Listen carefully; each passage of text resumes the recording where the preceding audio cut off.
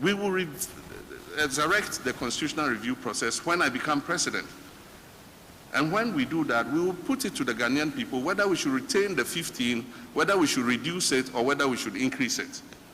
And so I don't think that should be the Chief Justice saying that we should increase and cap at 15. And even when she says, and cap at 20, and even when she says cap at 20, she has already recommended the 5 that will cap the 20. Thank you. And even bring it to 21, because if you add that 5, it will go to 21. And so I think that we must, as much as possible, if you have the discretion, the president of this country has a lot of discretionary powers, but that discretionary power must be exercised with responsibility, and make sure that when you are appointing people onto the judiciary, which has security of tenure until they reach 65 or 70 or whatever age is recommended, you cannot remove them unless for stated reason. And so in appointing people to such powerful positions where they are the arbiter of whatever happens in this country, we must make sure that we use a criteria of fair-minded people who can put their prejudices aside and be able to judge fairly, because they are the last resort when disputes occur.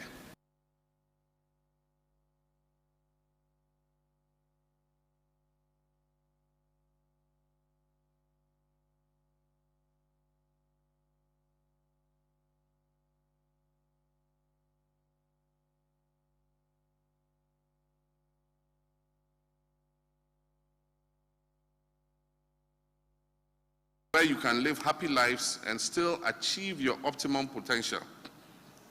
This is not just a promise, it's a commitment. I will reset the economy and Ghana will be open for business for 24 hours a day.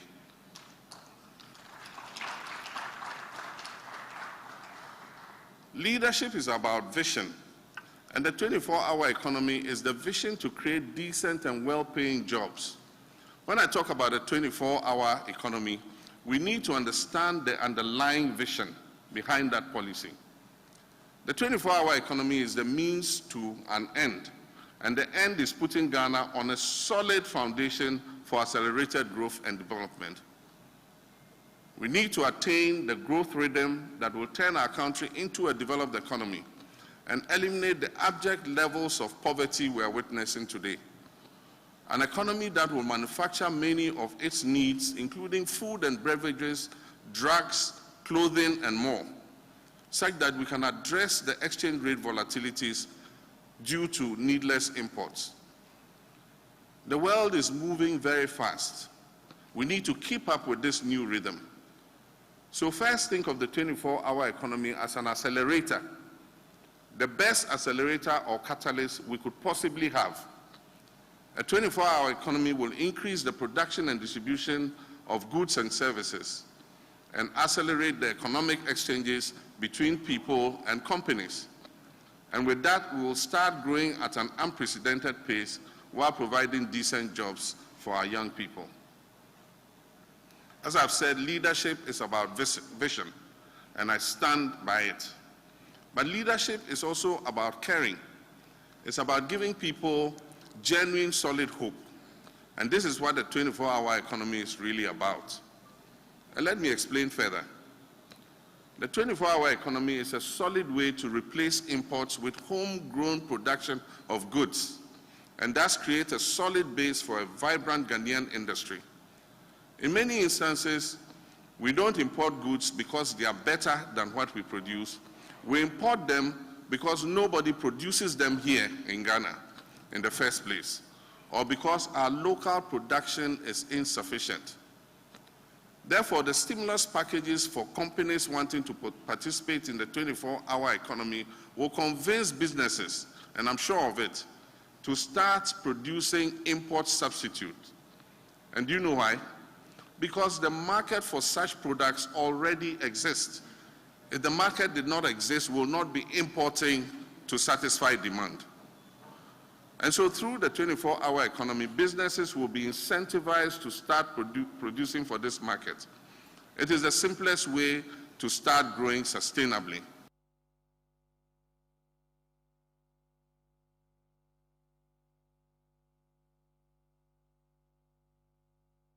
To assure the sports fraternity, that we shall develop our stadium infrastructure for track and field sports, will fix the deteriorating football pitches, and pay stipends to footballers in the Premier League like we promised in 2020. What we call the lesser-known sports shall also receive equitable attention like we give soccer. And nipped in the bud.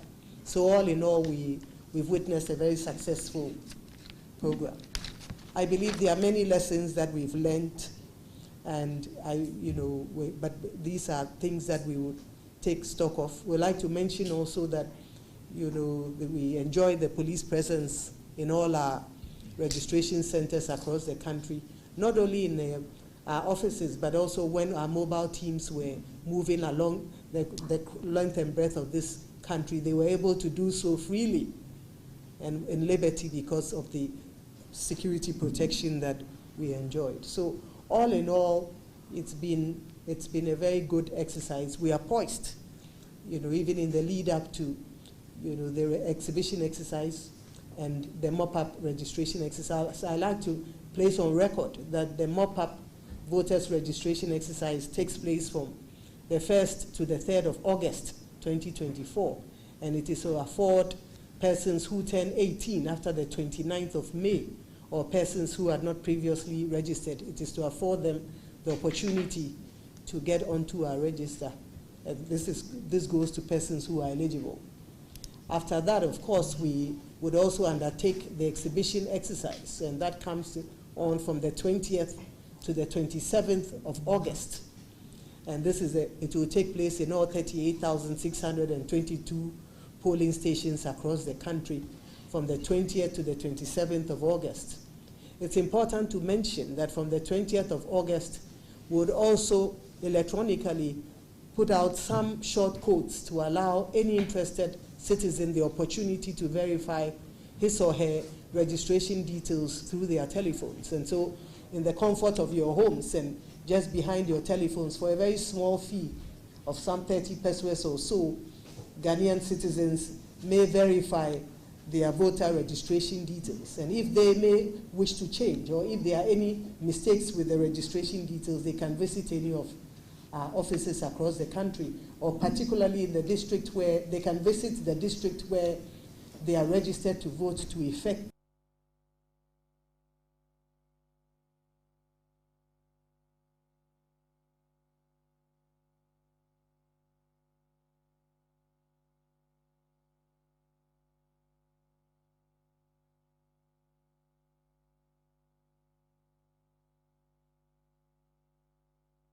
From the security point of view, coming to ask the EC and the team what exactly they think we did right that we need to continue doing, and what we need to improve upon as lessons that we also go back to reshape our strategy. Then at the other end, which is the fourth point, is to have a way of also telling you some of the concerns that we might have had. And then for us also to bring that to the fore, for you to help us so that going forward, those concerns can be also addressed. And more importantly, because you cannot revisit the past for purpose of reliving it, but you can only do so for purposes of learning lessons. Give me the one, but you know what it. Mess up me love you are cold and the thing. Give me the one, kick it from top. Mess up me love you are born. All the back even then you can only go. You be looking at me. Stop, don't choice, I could not. To carry go, I must to carry. The first time we day you slap that face.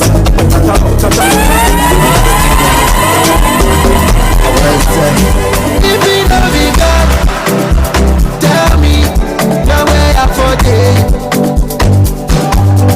If you know me God, tell me the way I forget.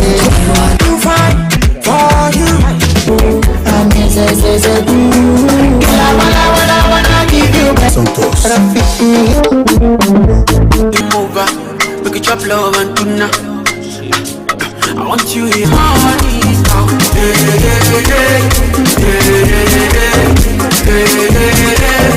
I need money now.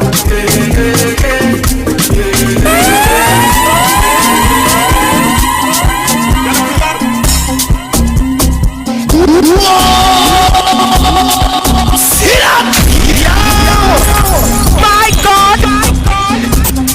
Oh Lord! Me do me near to. So I want friendship for the longer. With me today, tomorrow I will be stronger. Girl, I want chop, you be my hunger. I see if I'm playing with you, but the words I'm saying is true.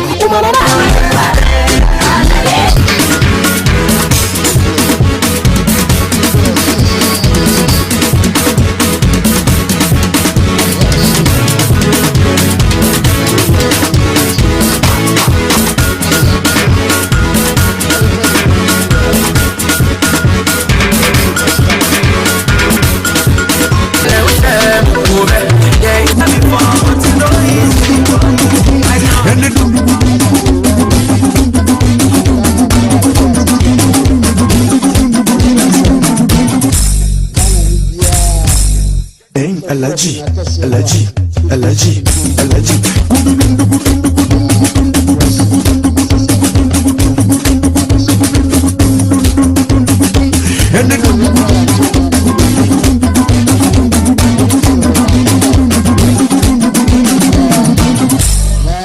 Alhaji, Alhaji, Alhaji, Alhaji.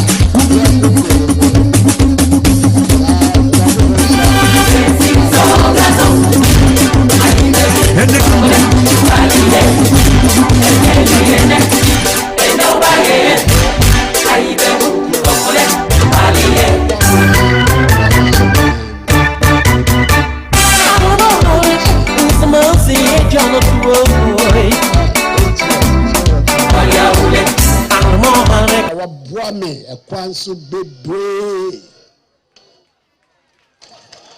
wa brame. Mr. President, Bia, and you have to send me nya. Onu Bia, wa ho brase. Ujawati, painting. Mindanda da bakwa. But you can say, hey, I don't know, baby. Tembia kind ultimately. Now, and MPP for any nice original. I don't know you know. Somebody jam on them.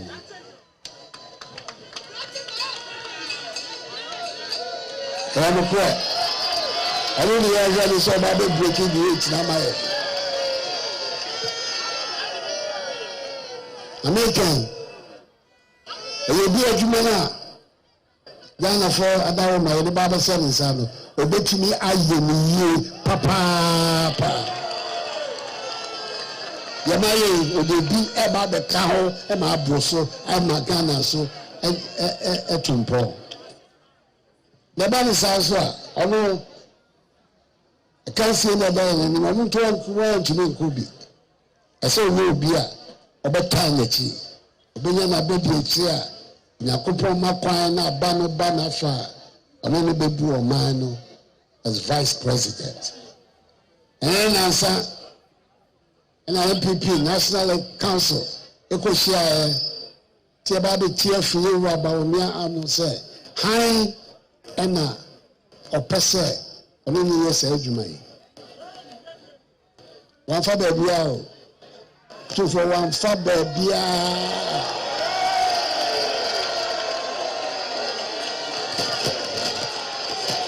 Father, we are well here. I feel hello, Unana. I got a fourth year friend with Napo. I am with Sabu Jani. I'm on the South.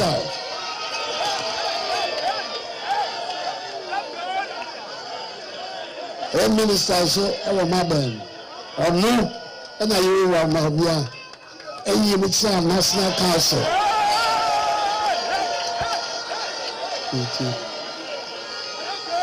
Idi no ba no. I could say a person mono. Ubia ni National Council or can say baby and fata. Yenina unanimous of the National Council. I can say Matthew Poco Promper, a fata, so no, and a rather can you are Baumia.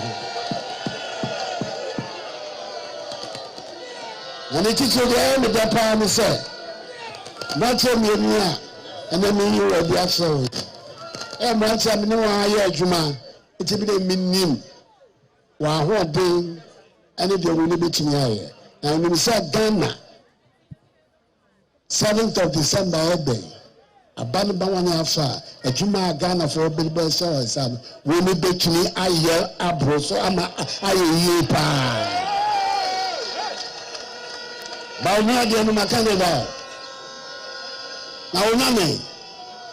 Let the others and none. You can't be one of the baby already. Your bar first, you know. You make a see another person here, a more buying a free senior high school policy. No. Only number the same is that. I mean, my country is one of the same. We saw that me here, 18 number the same is that. Or you are no fair. My free senior high school. The government who watching you, a can summer and fatten in our fall. One say, no one in the one in the buy. You never find this. You never find this. I'm not going to go all night. It's never find this. No, me, I know you said my panel. The bar second turn, Mrs. Samo, the Minister of Energy. Also, a promoting. Dum so na ebirum se eba na emada emma so owo sanity ya adwuma pa amobem timi se adwuma owa ba o me de ahye ne nse obetumi aye amai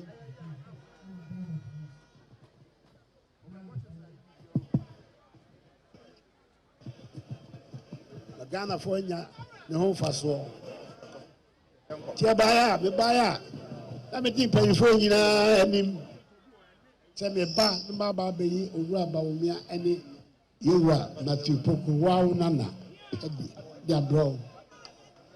Now, and some quiet, the Beko Jum, a quack you are said Ghana for. A man and a chess, I send me Befia, and I bet so one, Sana, yes, Kroma, yes, Krom. Tiabaya, yes, and no. Your bad, you are so sure. Baba so shock as yet. Say ne team a ticket a MPP for a year. Dr. Mahamadou Bawumia.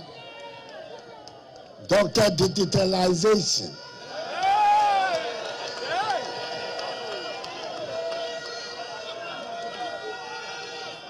And then I bet you say Matthew Poku Prempe Napo. The Bawa Betso. Na mane bia sisa wo ye ma wo na kunim di eba wo ne afa no waye me da sepa se ye be bo ma de se be ba asa no obobo amahe abrempon na di se wa santimemu nyina ide abehia ye fefe sa unyakopon hia me da sepa papa aye no nyam na wo da se me da se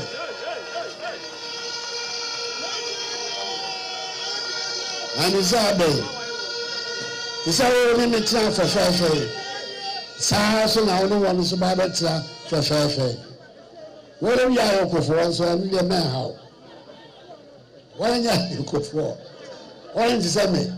I'm a minute I go for. What is this? Next one of you know better for fair. The 7 minutes for fair. Now, me do I say, and more baby, what brame. Amamu you are my with us papa. Meshadaba Abba Bedoasia crow, say, a human is saying, I think, Nadia. Nadia, your basso, the baby you are, Dr. Maru Babia, and then I bet you say, wow, Nana, not to poke and natural. The Nanachani. Asante chane. Adwuma kakra ba se ba be. Se yem fa 224 ana amahe ne abrempo wa ha. Se yasem kakra ye ba se ba be kan ye danase. So no so ebue kwan amaye. Adi awa tu fefefe. Nyame hira Asante man. Ehia Ghana man. Ehia na Asante.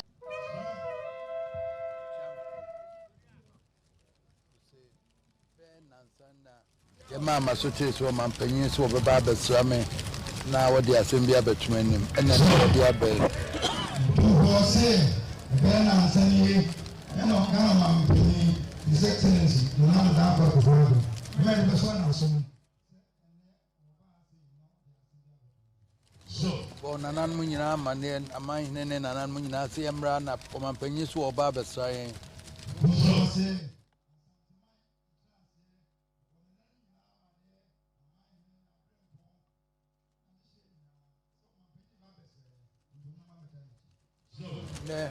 you be share see a train on what bay. Mfo se ni be share wona na Asante man. E wa ye train wa bay. So see dana se papa send wa besa en sada MPP man yokuo no nyina se send wo mu nyina aka moba e de asem abatu anim sei. So na no man penny otumfo oso wa da wase papa so aba nyampo ekum na MPP am yokuo no so na man yokuo no odomu nyina se send mu nyina aka moba ba besa masaki asem Asante. So man penny kan was na dem de asem de na ebre wo ampa so no no de abetum anim yi. O kasa no was asem de na de ebre wo eno kure mpa eno de abetum. So Man penny nam dana se wa ma asem asie aye ho amayen. So man penny eno dana se ama asem a ye hu ni sirisi asem a asie ama asie. So nam down man penny abede kire so asese ono so nam no so na ama asem a de tu anim asie.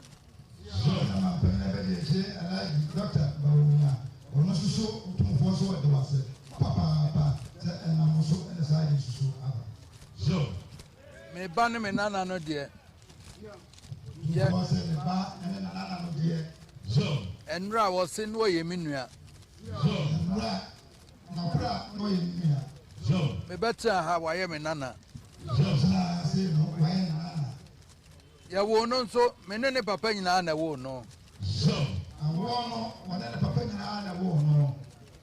So Ya ni anso ne tete no. wo no aso na tete no. So What you any school fees in an many dear Jimmy Tia, man.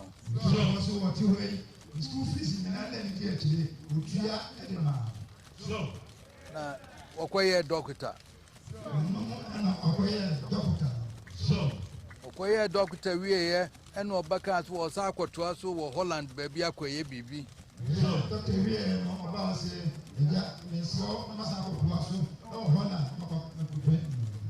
So Okwe me on was by and a quametiase was aqua broach him a crew was aqua bibi aka home. So by some na one chicken what you say was a sample unicorn in research papa.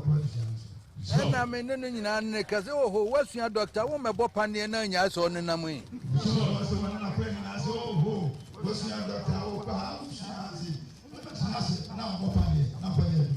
So, no, say, a cabak was a coba beyond or so obey.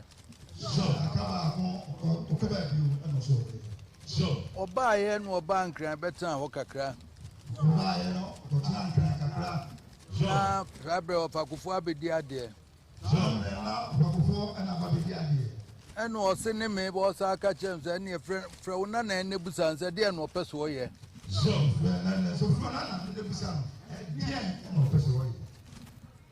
A family or one or bus, Kwame had to go for a will free hand or pursue Kujina. So,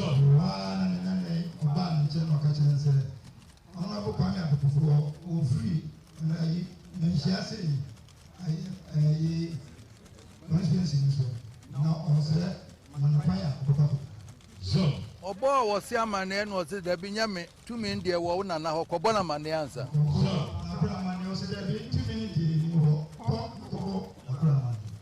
Oba and I'm saying no na person oye was in a nine. So a man a question no won't call.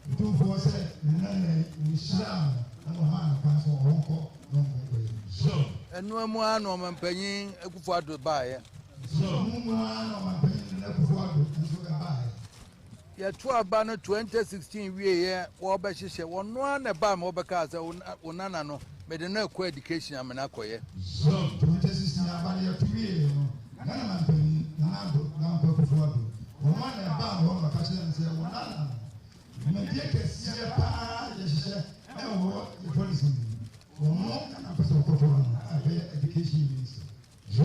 where you man Pena can say you see no.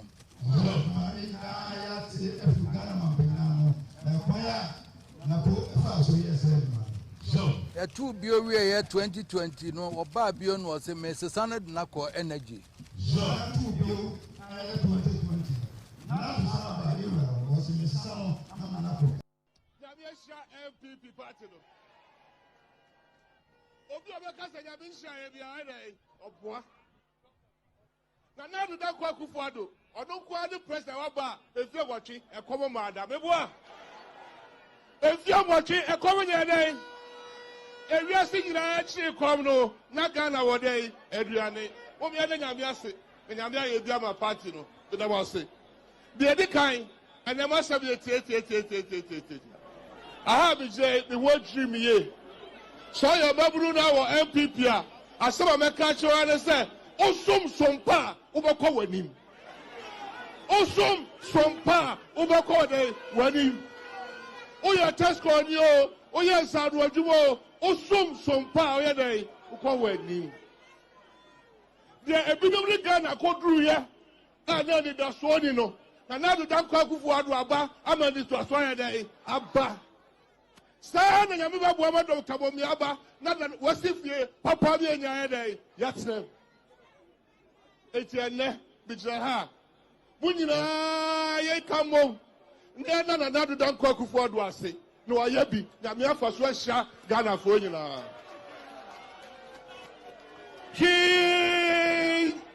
Nyafe.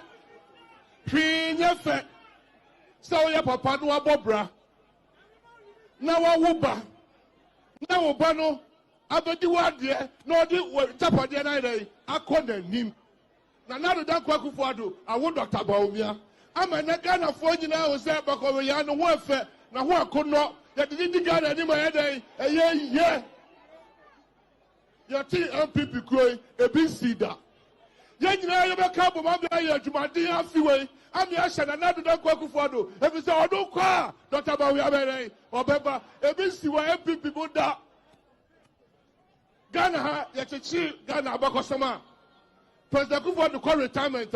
But if the say case we say a free say ya chechi Ghana from 1957. Ebe kane ya nya president bi a wabo Ghana che na do dan kwa Kufuado. Me say a free 1957. Bakane mo form Kwame Nkrumah no mo form Obia di wa ba di mampanya wa boga na ho ban e di Ghana kola nim che na do dan kwa Kufuado.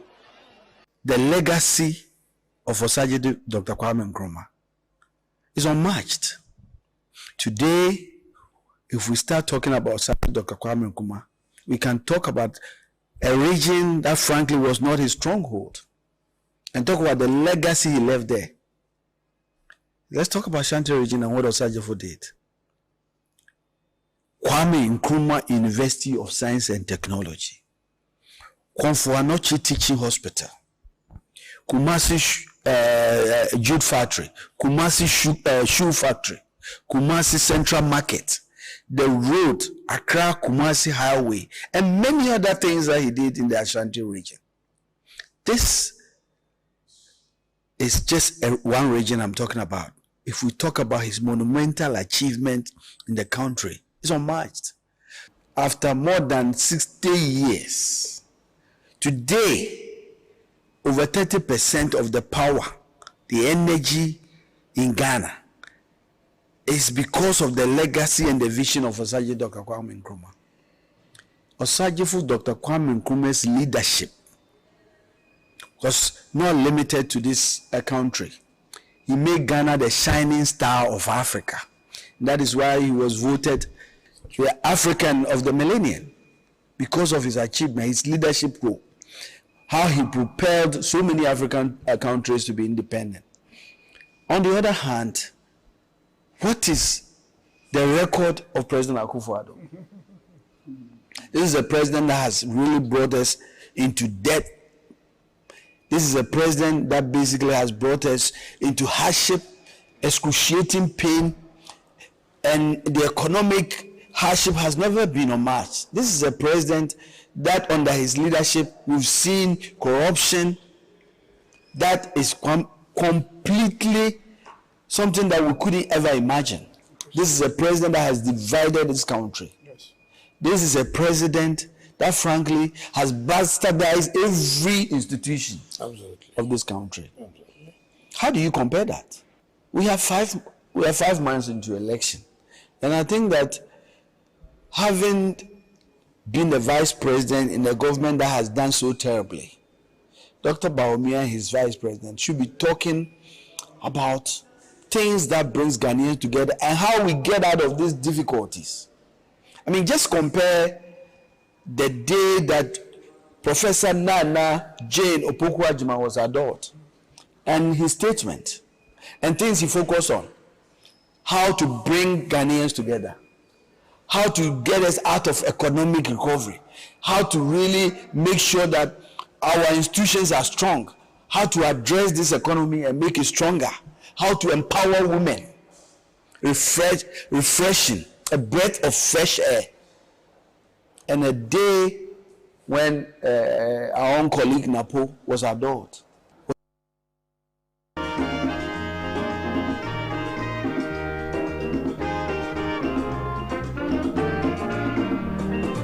He has labored, he has suffered to lead his people into the land of freedom. He is the Redeemer.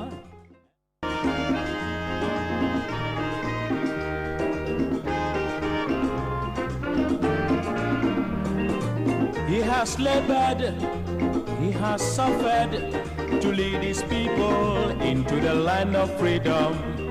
He is the Redeemer. Two major events took the attention of Ghana this week. The first one was former President Mahama facing the press. He held a press encounter where he sat down, allowed the press to ask any question that comes to mind. There were no restrictions. The only restriction that every pressman was allowed to ask only one question.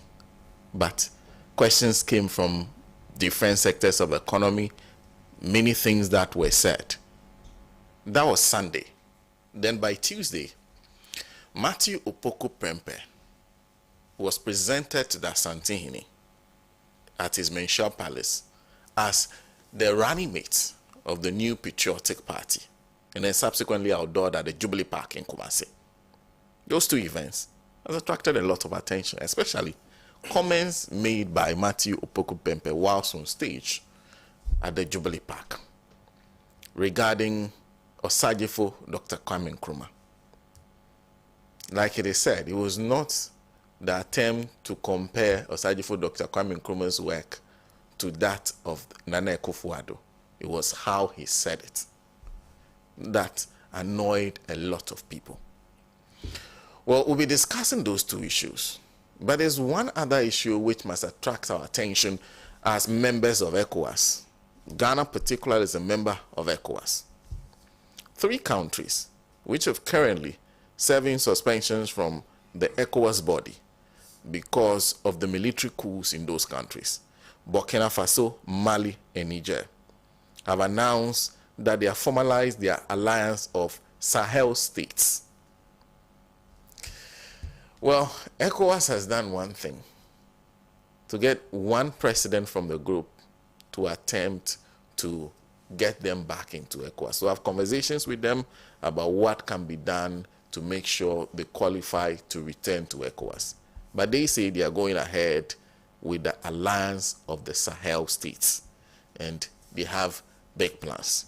I'll be reading some of those plans to you when we get to that issue. But there's one particular issue that we cannot ignore this morning. It is the matter of the sales of the hotel. And if you've been following this show, you've had many discussions on the hotel sales. Now, think about Wednesday or Thursday, the Minister for Employment and Labour Relations was in Parliament to answer a question as to the status of the sales. He told parliamentarians that the National Pensions Regulatory Authority, which had told SSNIT to put the sales on hold, had given SSNIT the all clear to go ahead and sell the hotels. So, organized labor met on the issue, and organized labor decided, and this was a statement issued under the hand of Dr. Yao Ban, who is Secretary General of the Trades Union Congress, Dr. Isaac Bampuado, who is Chairman of Forum of Public Sector Workers, and Kenneth Kumson. They signed all this, Deputy Secretary General of Ghana Federation of Labour, and this is what they say. Now, let me jump a few of the lines. He said, we recall that on 28 June 2024, the board of the MPRA issued a directive to SSNIT to suspend the negotiation with Rock City Hotel Limited. We therefore find it extremely difficult to understand how and why MPRA will turn around to approve such a flawed deal 2 weeks after the directive. Organized Labour would like to reiterate its well-known position that the proposed sale of SSNIT shares in the 4 hotels is not in the best interest of the Ghanaian workers. We therefore demand that SSNIT terminates the process immediately. From Monday, 15 July 2024, workers in Ghana must not go to work until SSNIT publicly announces the termination of the process of the sale of its shares in the hotels. After issuing this statement, 2 things happened. The first one was Rock City announcing that it is withdrawing from the bid. They were the ones who had won the process to go ahead and buy the 4 hotels. They announced that they were withdrawing. Then SSNIT followed up with this. It's headed discontinuation of sale of 60% stake in hotels. And said the board and management of Social Security and National Insurance Trust wish to inform the public that the process to divest 60% of SSNIT stake in the hotels has been terminated. We wish to assure pensioners, contributors, and the public of our commitment to managing the affairs of the trust prudently for the sustainability of the pension scheme. That's signed by Elizabeth Ekwia-Ohini, who is the board chair of SSNIT. So we'll be discussing the 3 issues outlined, and we'll see if we can find time to discuss this particular matter on the sale of the SSNIT hotels. Welcome. I didn't say welcome to you when I started. So good morning to you. It's a matter of all talk shows. Alhaji and Alhaji, we are live from the studios Alhaji for Dr. Kwame Nkrumah studios of Pan-African Television. We're also live on Radio Gold. Well, give us a minute. When we come back, I'll introduce my panel. We'll start a discussion from the presentation of Napoto Santini and his outdooring at the Jubilee Park. Give us a moment. To lead his people into the land of freedom, he's the Redeemer.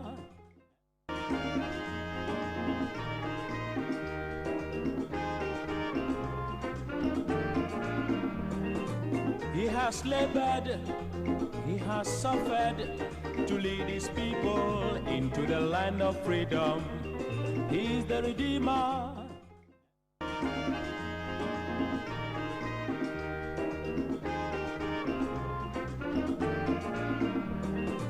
He has labored, he has suffered to lead his people into the land of freedom. He's the Redeemer.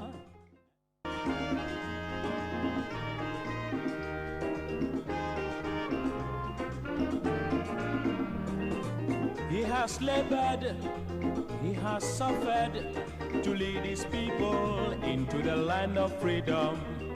He's the Redeemer. Well, welcome back. I am Sana Nombo. Of course, joining me in the studio to have this discussion this morning, Kwame Prati, General Secretary of the Socialist Movement of Ghana. Kojo Chumbuafo is former Executive Secretary of when it was the Ghana Free Zones Board at the time, and of course, sitting to my right is Solomon Owusu, who is a member of the Alliance for Revolutionary Change, a member of the Movement for Change, and of course, we'll be joined by Dr. David Percy, who's a student of history and politics. Like I indicated, we're starting today's discussion on the note of the presentation of Matthew Opoku Prempeh as a running mate of the New Patriotic Party to Dasantini, and then his subsequent outdooring and matters arising. I'll start from my right with Solomon Owusu on this one.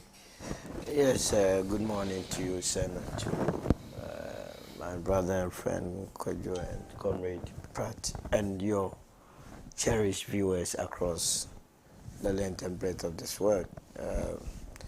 Let me also bring you greetings from the flag bearer of the Movement for Change, Alan Chomantin. He continues to admonish Ghanaians that have faith in these last 5 months to see to the end of the most incompetent president in the history of our land, President Nana Akufo-Addo, and his Vice President, Dr. Mahmoud Bawumia. I believe that if you see them in your villages, in your homes, it is all saying thank you for allowing them to lead this country, to destroy it. That is their last goodbye message they are doing around the country. So now what are we doing this morning? We are talking about a political party, NPP, that has gone through its internal processes and was left with only one to be fully prepared to face election 2024. And that exercise was very simple, a very simple exercise. But strangely, it took the flag bearer of that particular party close to 8 months to be able to exercise that simple mandate. The mandate was that having been elected as the flag bearer of the party, you, together with the council of national council of the party, or just you would nominate, and the council would confirm or deny. So all along, the flag bearer told Ghanaians when he was being asked when he was going to come out with his running mate that he was doing broad consultation. He was consulting farmers, he was consulting chiefs, he was consulting medical personnel, police, military, pastors, imams, everybody that mattered. And so he needed to be given a time. You remember when he went to the National Council for the first time, he said he needed more time and space to be able to think through and come up with a suitable candidate that would be loved, not just by the New Patriotic Party, but by the entire Ghanaian populace. So Ghanaians were in a expectant mood. They were waiting to see who that person is after that broad consultation. And lo and behold, last week, the name came out and happened to be Dr. Matthew Opoku Prempeh, that is affectionately called Napo.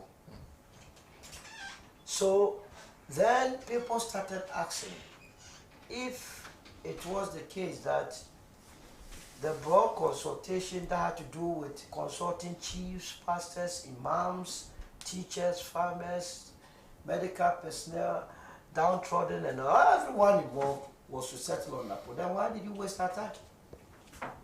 Why did you waste our time? We should have mentioned the name of Napo immediately you were elected on the 4th of November 2023, so that we move on.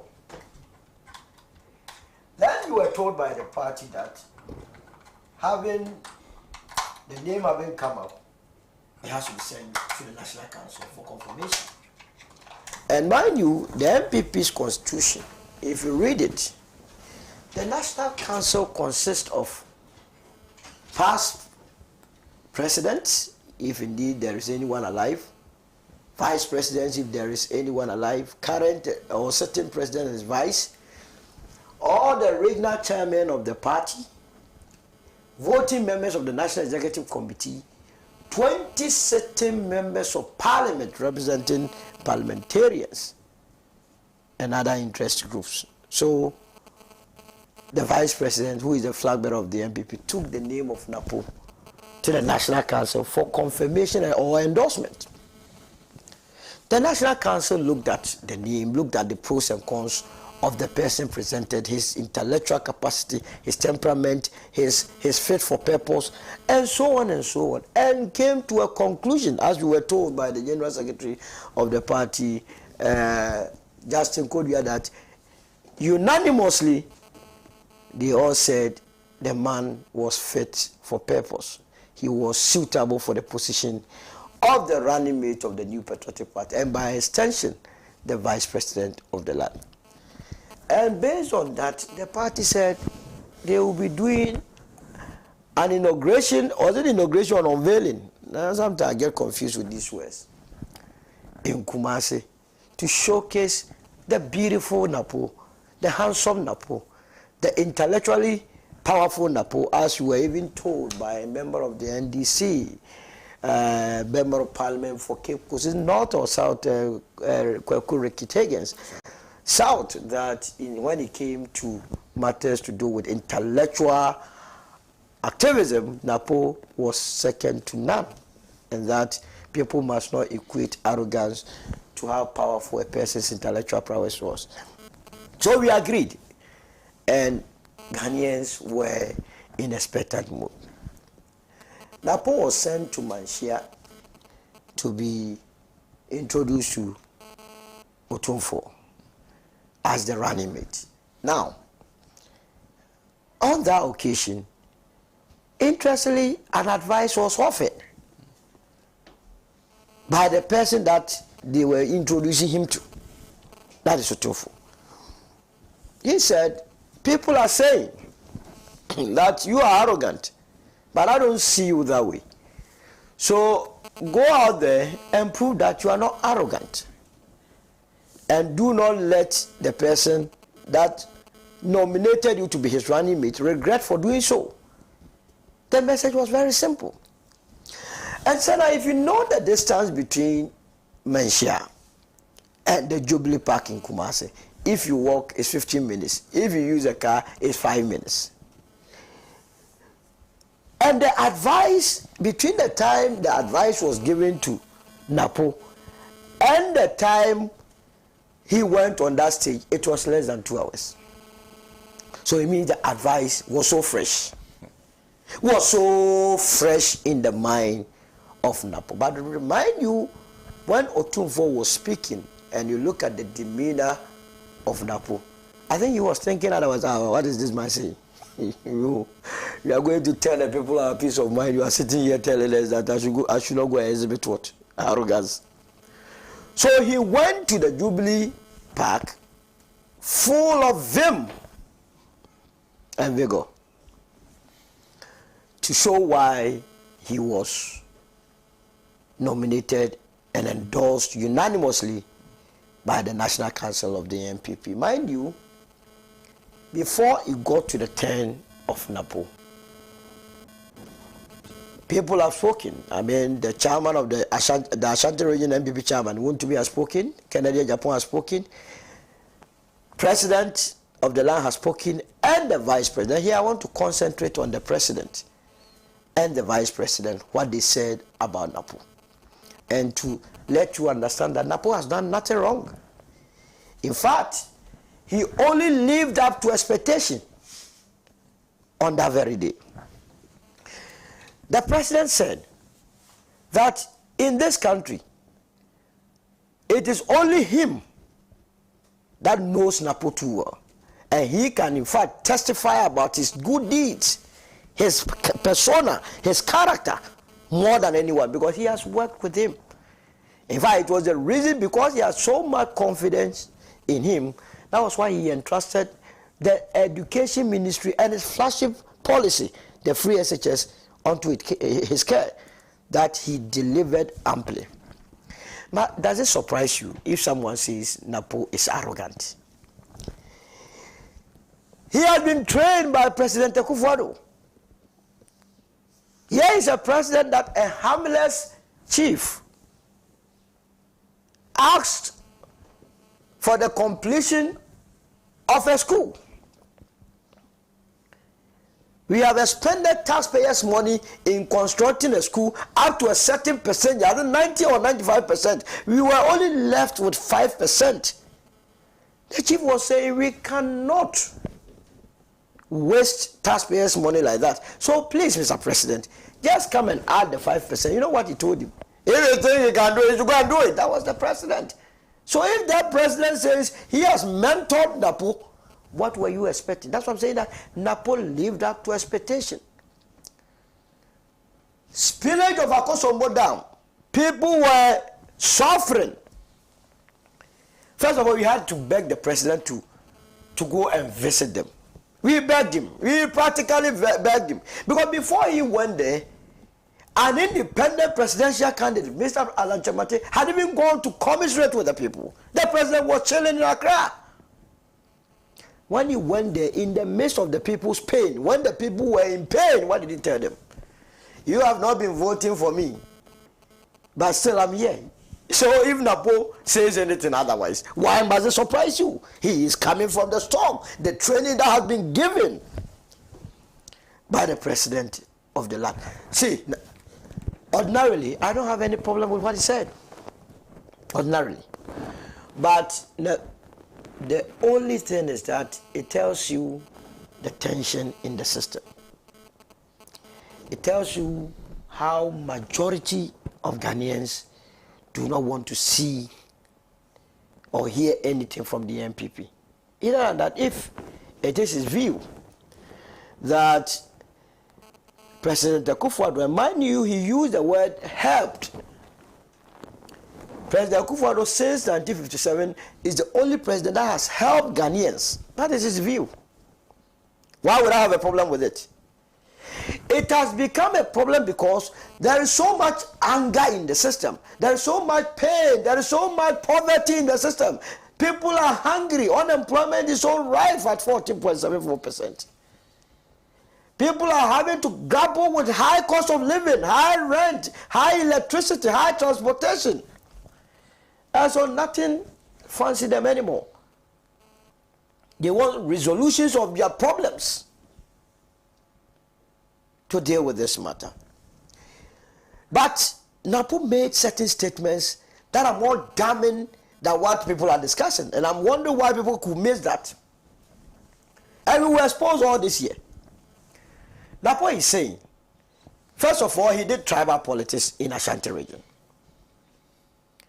He is saying that he is their brother, and for which reason must be voted for. He's not saying he's coming on board with that intellectual power that people have described him. But in that, the only reason why the people of Ashanti region must vote for him is that he's an Ashanti. And that is the vice president, that is the running mate, that in an unlikely event the MPP is voted for, will be the vice president of the country. Are you going to be the vice president of Ghana only for the people of Ashanti region? So there's also a big gap. But the point is that if his preposition or his statement is anything to go by, is Napo more Ashanti than Alanchamanti? Why is it that, and it's at this material moment, is it what the Ghanaian needs? Is the Ghanaian more interested in bread and butter matters or where I come from? Is that person that has finished national service, that is going home without any job, without any hope? Is that person that has been trooping to the various embassies with a view to traveling out of the country? Is he interested in where you come from as a running mate, or how you are going to solve his or her problems? So clearly, he exhibited unseriousness. Because where the country has gotten to now, we are looking for a leader who would take us out of our troubles. That was the first gaffe. The second issue had to do with that. He re-echoed the position of Chairman Wuntumi that they are not going to follow the mistake of 2008. What was the mistake of 2008? And I mean, if I were President Kufuor, I will go down in my grave being sad. I will be so sad at this stage that even when I'm alive, someone from my family my own nephew is telling me that when I was the president, I did not help the party and the country.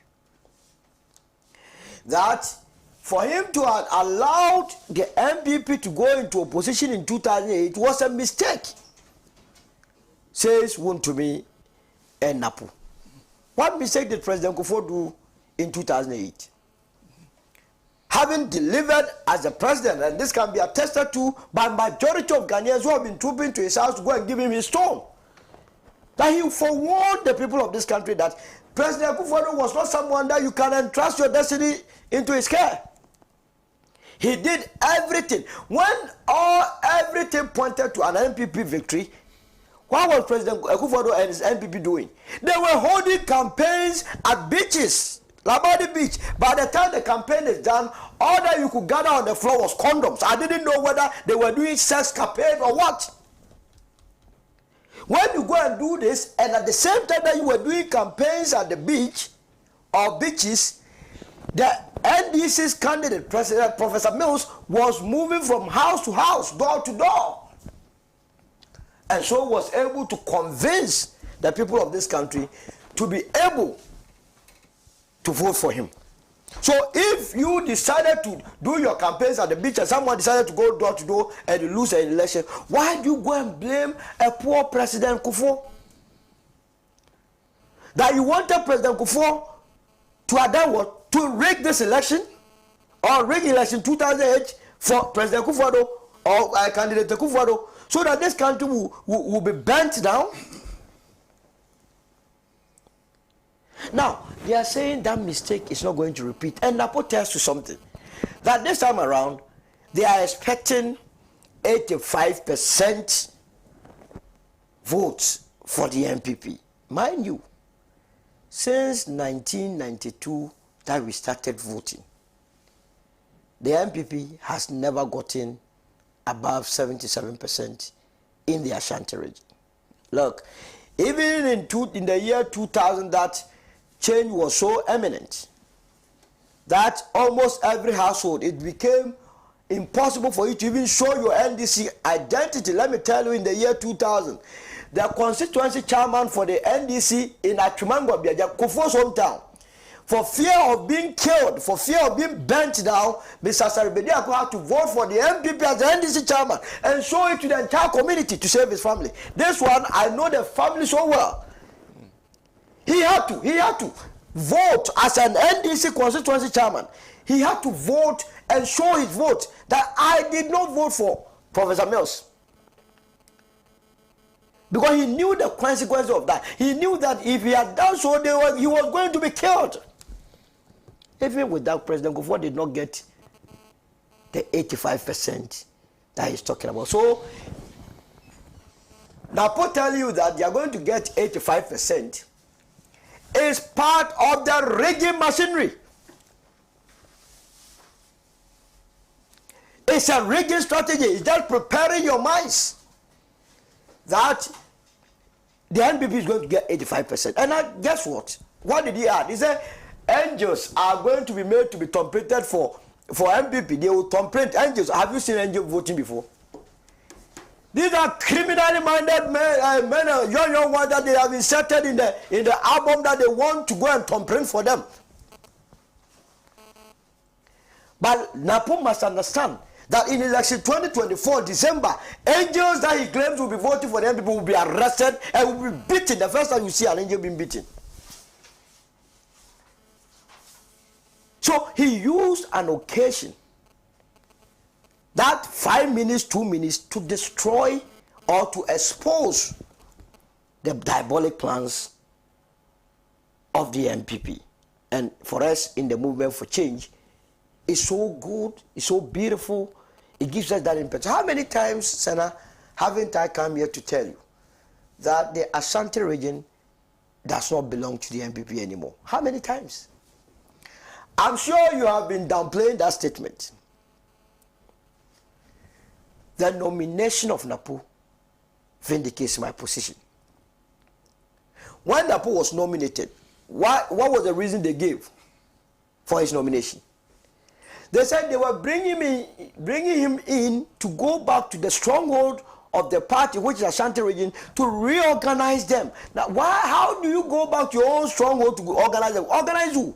Because if it is your stronghold, it's assumed that everyone is on board. You don't need any organization. You just have to whistle. Everyone is on. We are moving. But Napo is having to be nominated so that he will go back and cry to them, do tribal politics, tell them that I'm an Ashanti, you are also an Ashanti, so vote for me. But unfortunately for Napo, your face will not even be on the ballot. So that despicable campaign is rather going in favor of Alan, because at the end of the day, you are no more Ashanti than Alan Chamate, and his face will be on the ballot. When he is more credible, he is competent, he is honest, he has a character and temperament better than your candidate, Mahmoud Bawumia, who in these difficult times is calling all Ghanaians or calling everyone to come to a debate. Everything must be reduced into academic exercise. Hunger does not know academic exercise, Mr. Vice President. When indeed, in 2016, at Sangba, you yourself, the Vice President, on your campaign tour, told the world that you did not need to do any campaign with any flag bearer of the NDC. If he needed any campaign, he should go back and do campaign with the farmers, go back and do campaign with the traders, go back and do campaign with students who are struggling. What has changed, Mr. Vice President and flag bearer of the NPP? And indeed, if there's any debate, that debate was settled for the entire country in Bono region by that young lady called Jaria, that nursing lady, remember her? She settled all our problems for us. One after Dr. Bawumia rattling her mouth, running her mouth, that this government has done so beautiful, has achieved a monumental feat that no one has achieved, the young lady Jaria asked Mr. Vice President, I have never received an allowance that you claim has been shared or given to students. It took the Vice President to tell us that when I go to Accra, I will check. He should go back to the Bono region and settle that debate with that lady. When he is able to do that, then we can move forward. But you see, what Napo has done to President Kufuor, and by extension, the very family he comes from, Apejefi, I'm not too sure tomorrow if anybody begins to descend on President Kufuor, he should have any cause to complain. Because you are with the family. You are with the man. In fact, you rode at the back of President Kufuor to be famous. Who knew Napo? Because after student politics, he went abroad. But if you rode at the back of your granduncle to become so famous, and because you want to appease, mind you, what they did in Kumasi was just to appease, and he was only appeasing President Kufuor. Because everything was, yeah, he has done everything. Nano Buenipa, you are telling me that Nana Akufo-Addo has helped Ghanaians more than any president? How does he help Ghanaians? When in fact, when he came to power, there were existing banks with employees. Can Napo go and convince all those that were working at Capital Bank, most of whom are home now?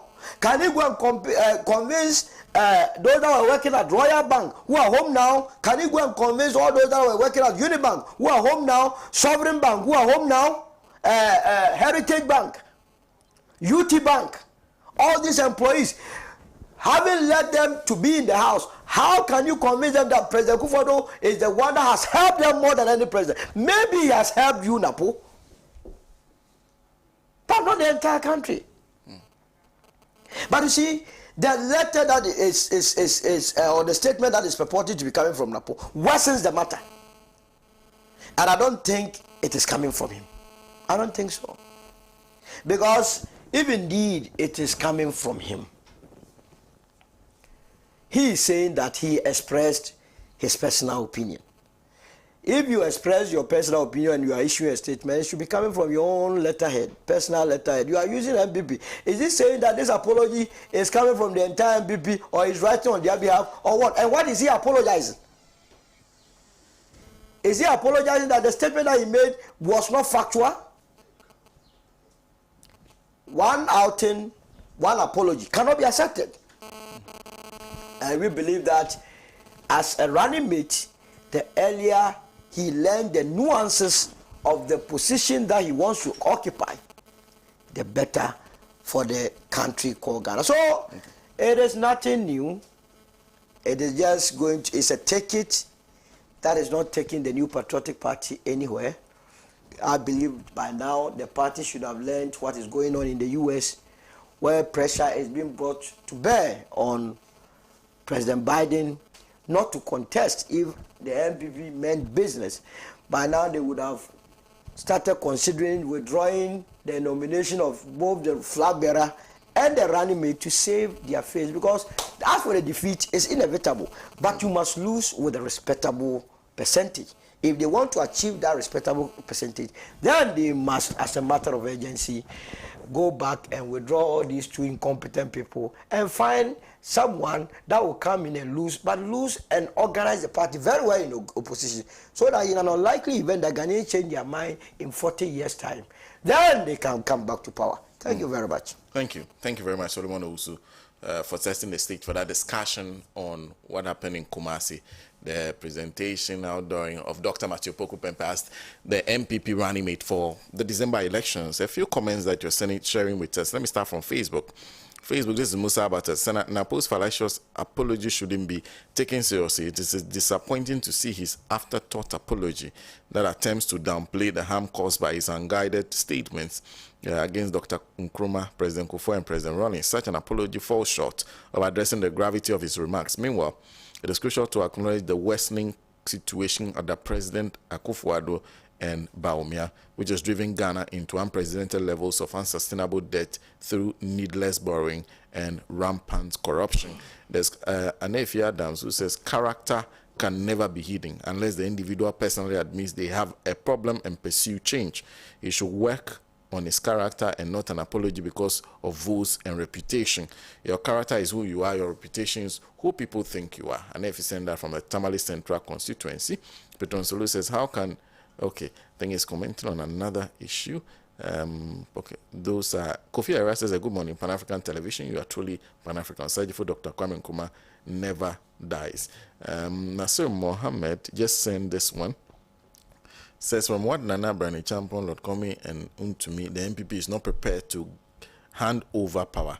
This means they are willing to use any means, include possible violence. This quest for change of power is a rescue mission, and all hands should come on board. This is not just an NDC or movement for change matter. Everyone on voting day should stay back to ensure their vote counts. We need to rescue this nation. We need to take a quick break. When we come back, Kojo Chumboafo will take the floor on the discussion that we're having currently. This is the mother of all talk shows, Alhaji and Alhaji. We'll be back shortly. Into the land of freedom, he's the Redeemer.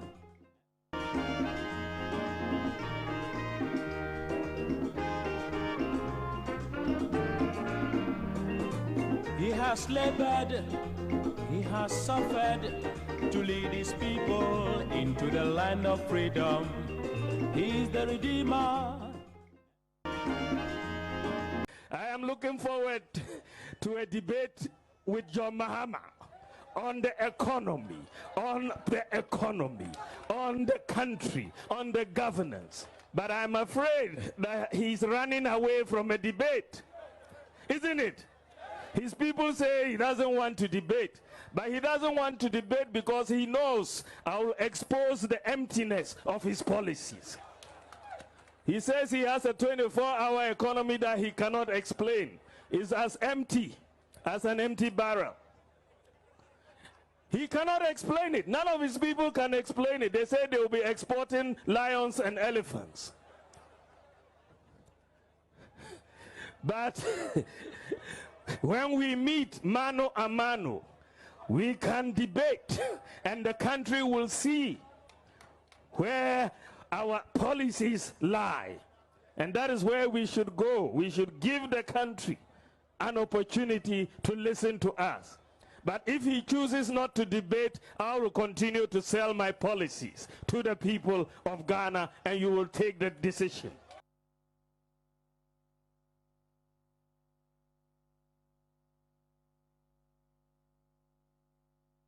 Other side, the deputy minority leader had a conversation with you in regards to the security recruitment, and he put out some figures and distorted a lot of things, which is actually not true. It is inaccurate. He's throwing it into the public to cause political tension with regards to the recruitment process. In the first place, the Ministry of Interior is not recruiting any 11,000, is it 900 and something figures as they have put in it out there. It is never true. And also the fact that there is no backlog in terms of the security recruitment. What is on notice or what is true is that the Ministry of Interior only seek for clearance for the security agencies to recruit people into the security agency, meaning the Ministry of Interior will facilitate through the Ministry of Finance to get commencement for the recruitment. That is why you see that when they're going to recruit anybody into the police service, the police will do their advertisement, they will do their own screening, they will do their own medicals. The process is for them. The Ministry of Interior only facilitates. So it is not the Ministry of Interior that is recruiting. The security agencies feed the Ministry of Interior about the need for personnel. And this very one, when they said that there's no backlog, the last time they did recruitment, over 50,000 people apply. So when 50,000 people apply, and at the end of the day, those who are successful are less than 50,000. Those who still apply and haven't qualification or qualify on their forms means that they are part of the backlog that we are talking about. So it is not the case that you said that there's no backlog. And secondly, in his statement, he also made of the fact that in paragraph 5, and if I may read the paragraph.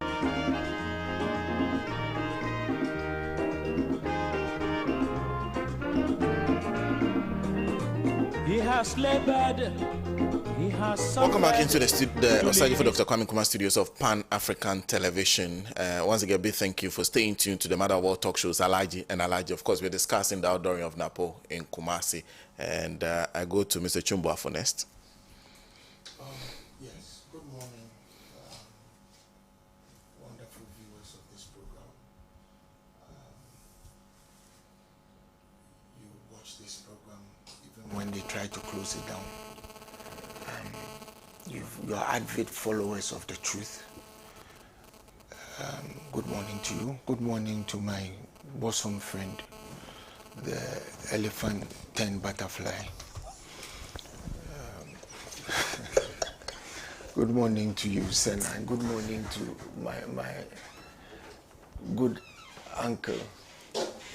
It's nice to see you. I haven't seen you in a while, so I'm happy to see you.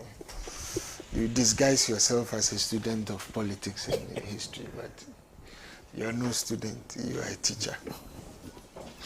And maybe you should have taught Napo about the relevance of Dr. Kwame Nkrumah in our country's history. But let me go on to the outdooring. I think Tolu has said a lot about the antecedents, but one of the things he forgot to mention is that Napo grew up in the halls of the Matimiho movement, right? In the past, he has described himself as a Matimiho politician. And for those of you who don't know what Matimiho is, Matimiho was a secessionist movement in the Ashanti region led by a linguist in Menchia called Bafo Akutu. Shamefully, some people who know the history of Bafo Akutu have coined lectures in his memory. Last year, the Chief Justice was sitting at that lecture. The Attorney General was there.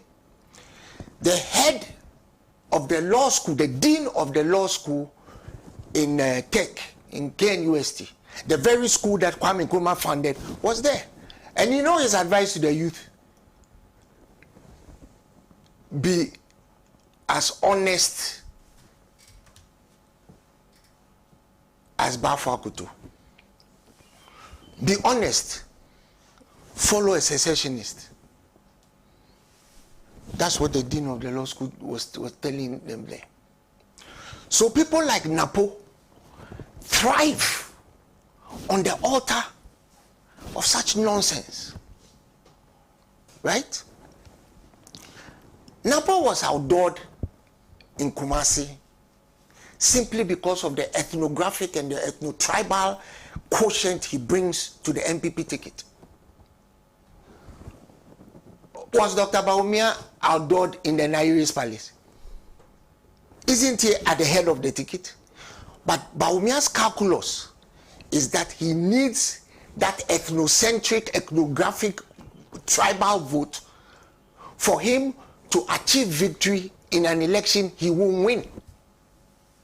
So that they can force the Electoral Commission, which is packed with party apparatchiks from the chairman, the chairperson of the party, right down to some of the members of the Electoral Commission itself, right? To force an announcement that Bawumia is president. But you see, before I go into what Napo said, what they should understand is that we are not the ones who own the hotels.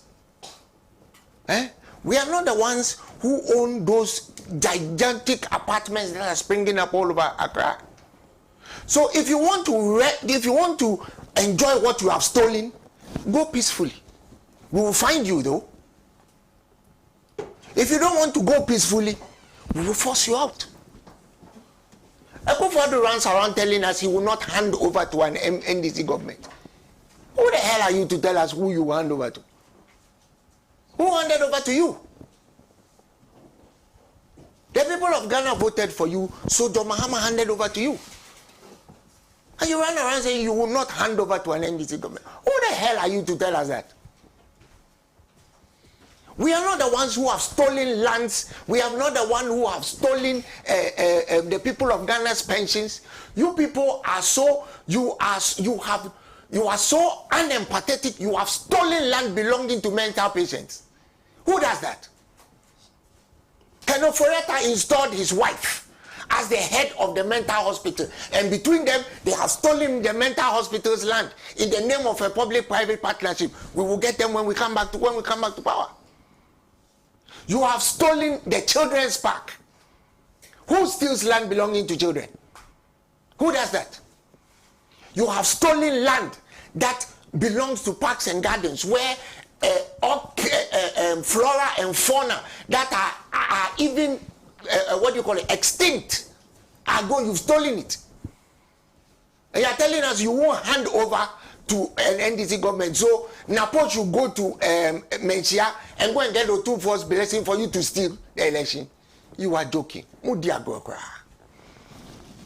from what is happening over the attempt to steal SSNIT hotels, it should tell you people that if you like, don't hand over when the election results are announced. You can take the results through as many iterations as you like. You can take it through district, district offices. You can take it through metropolitan offices. You can take it through digital offices. You will lose. And when you lose, you will go. Try it and let's see what happens next. And if you like, when I finish talking, come and arrest me. You see, Napo should be ashamed of himself. And that's the reason why he has run away to South Africa. Because he doesn't want to face the blowback from the utterly foolish statements that he made, comparing Akufo-Addo to Nkrumah. Let me tell you where Akufo-Addo's and political antecedents are, because many people don't know. I'm very sure Solo doesn't even know. When Akufo-Addo was sacked from Oxford University when he came back to Ghana, he found refuge in Kwame Nkrumah Ideological Institute. He was teaching Kwame Nkrumah ideology at Kwame Nkrumah. So Akufo-Addo started politics as a CPP man. He should come out and tell me I'm lying. When he came back after having been sacked from Oxford University, the student of history and politics is sitting here, you tell you whether I'm lying or not. As for me, I'm a family man, I know. That is how he started. As soon as the coup came, he ran away, he was never seen again. But Akufo-Addo has led the denigration of Dr. Nkrumah in this country by changing removing the Republican Day, July 1st, as a holiday in this country. He has come up with Founders Day and included bomb aspects. Bomb aspects like Obechebi and Akwaje. He's put them on the back of our currency. One fine day will remove all of them because they didn't found this country. There is no Founders Day in this country. There is a founder of this country and his name is Dr. Kwame Nkrumah. End of story. So when Napo goes to the Jubilee Park and points his left hand, Kwame Nkrumah no. Why name Kwame Nkrumah? We are all not Twi-speaking people here, but you all speak Twi in your native language as well. If you use your left hand to point to somebody and say Mo, it's derogatory. And you tell us that since 1957, nobody has done what Akufo-Addo has done. Yes, nobody has done what Akufo-Addo has done. Nobody has stolen Electricity Corporation and shared it with his family. Nobody has done that. Nobody has introduced 40 new taxes on us. Nobody has done that. Nobody has given us COVID, stolen the money in COVID relief, 33 billion in this. They've stolen it. And now put taxes on us to pay. Nobody has put 65 of his friends and family in government. Nobody has done that. Nobody has given his concubines political positions. The mothers of children he disavowed. He has given them ambassadorial relations. Some of his concubines are on the cabinet. Right? You all know them. Nobody has accused a president in this country of attempting to have sexual relations with her in the back of a car. Nobody has done that. And I'm talking about Sewa Bruni. Nobody has done that. Nobody has walked to a chief and told him to stand up because he's coming. Because I'm only 5 foot, so I need to be seen. So stand up. Nobody has done that. Nobody has gone to a constituency and told the chiefs in that constituency that because you didn't vote for me, I didn't want to mind you. Because you didn't vote for my parliamentary candidate, I didn't want to mind you. Nobody has done that. Akufo-Addo did that. Right? Nobody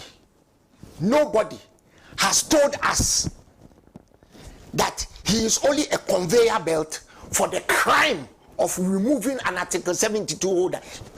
I'm talking about the Electoral Commission, so that he could put party apparatus there so they could steal the 2020 elections. Nobody has killed people to win elections in this country and to insult us by even failing to mention the 8 people who were murdered by his henchmen for him to become a president in this country. Nobody has done that. So Napo was right, but what he was wrong about was that President Kwame Nkrumah was voted as the greatest African of the millennium. Let me tell you some of the things President Kwame Nkrumah did. President Kwame Nkrumah is the one who turned the University College of the Gold Coast into University of Ghana. And for those of you who understand what I'm saying, the University College has a charter. At that time, the University College of Gold Coast, which is Legon University now, was, if you award a degree, you have to seek permission from the University of London before you award a degree. Kwame Nkrumah changed that. We got our own charter and it became University of Ghana, Legon. Today, let me make a bold prediction. The last foolish act of Akufo-Addo will be he will try to turn University of Ghana and call it JB Dankwa University. He tried once, he failed. He will do it again before he leaves. No, he's not abandoning. He will try it again. The first time the blowback was too much. He will try it again before he leaves. And it is only a resounding NDC victory that will stop him from doing that foolishness before he goes. Government of foolishness and stealing. Nobody has taken our airport and handed it to his pet Nigerian to collect COVID money, steal $87 million of the money, ship it abroad, and give the Noguchi Institute, the government of Ghana, 7 million. It was supervised by his transport minister, Bekwesi Yama. Nobody has authorized his communication minister to collect $1.5 million every month and hand it to another pet Nigerian so that they can share and steal. I could go, look, if you give me one day, I could go on and on and on and on and on about what Akufo-Addo is compared to all the other presidents in this country. I'm talking about Kenny GVG, another pet Nigerian. You see, Kwame Nkrumah, if Napo had no respect at all for anything, he should have remembered that KNUST is Kwame Nkrumah's project. University of Science and Technology. There's a reason why it's called Kwame Nkrumah University. It was Nkrumah's project. University of Cape Coast, Kwame Nkrumah. Ejumako School of Languages, which is now under University of Education, Winneba, Kwame Nkrumah. Konfanochi Teaching Hospital, where Napo trained as a doctor, where he got his 3rd class. That was Kwame Nkrumah. Right? Ghana Medical School, Kwame Nkrumah. Gihok Pharmaceuticals. My father was a proud engineer in Gihok Abosu Glass Factory. Zuarungu Meat Factory, Wenchi Tomato Factory, Akosombo Textiles, Japon Textiles. And you see, I could go on, but let me just. Kwame Nkrumah gave us the Akosombo Dam. The very edifice that has made Napo the energy minister. What is Napo's claim to fame as an energy minister? He transported a plant that somebody else brought, President Mahama brought, transported it to Kumasi, renamed it as Kumasi, whatever, and charged the nation $36 million to do it.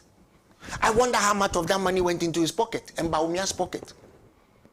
Because as an engineer, and I'm a pretty damn good engineer, I can tell you that if you need to dedicate a power plant to a city, you use transmission lines. When President Rawlings came up with perhaps one of the biggest social interventions in this country's history and said that electricity should be extended to every nook and cranny of this country, he didn't move the Akosombo Dam to Wa. He didn't move the Akosombo Dam to Guolu. He didn't move the Akosombo Dam to my village in Akwabo. They used transmission lines to extend power to everybody. And also, but Napo had to carry a thermal plant, carry it to Kumasi, so that he could go and impress Otumfuo. President Kwame Nkrumah gave us Bank of Ghana. The very Bank of Ghana that they are stealing from. He gave us Commercial Bank. The commercial bank that they are stealing from, ADB. He gave us Goyle. The Goyle that Akufo-Addo's brother-in-law is now the domiciled doyen in that place. Right? Let me go on. Today, we have something to talk about. I'm happy Sam is here. He's even better at me than this thing. Ghana Airways. As soon as Akufo-Addo became Attorney General, they sold Ghana Airways and sold all his landed property. As we speak today, we have never been able to restore Ghana Airways. GNTC, they've sold GNTC, sold all his landed property. Cocoa Marketing Board, as we speak today, they have completely destroyed Cocoa Marketing Board. Completely, Cocoa Board is completely destroyed. It's in debt to the tune of, they have borrowed money on his balance sheet, and Kenofriat has stolen all the money. And you are sitting there and you are comparing Akufo-Addo. And some people get up and say, oh, it's just a comparison between Messi and Ronaldo. Aputo. It was a comparison between Messi and Sowa McPain. Always offside. Yes, Akufo-Addo, always offside. They have stolen everything in this country that they can. They have stolen. You have stolen so much. You even want to steal W.E.B. Du Bois Center. That is their latest caper, Senna. They are trying to steal W.E.B. Du Bois Center. As I'm talking to you now, they are trying to steal it, but woe betide you. Whoever is buying those things, if you are buying it, you only have it until January 7. Trust you me, because I will lead the people coming back for the property, whether just me mind cry. Because we are at a crossroads in this country where people need to sit up and say enough is enough. You have stolen everything that you can see. Now you are stealing Du Bois Center. You have stolen mental hospital. You have stolen children's park. You have stolen parks and gardens. Now you are stealing Du Bois Center, stealing it under the name of a foundation. And Sammy, I love the way they craft what they do. They are selling, they are giving it to a foundation for 50 years. Before you realize that foundation would have turned W.B. Du Bois into apartment buildings. And the W.B. Du Bois Center will become like this microphone here. They're hiding in the corner. And they would have sold they would have sold everything. What is wrong with these people? And you people, the journalists, you are not asking questions. The journalists, you are not asking questions. They come here, they come and gaslight us, and Napo comes to tell us, since Akufo-Addo came, there's no hunger in this country. You were the Minister of Education.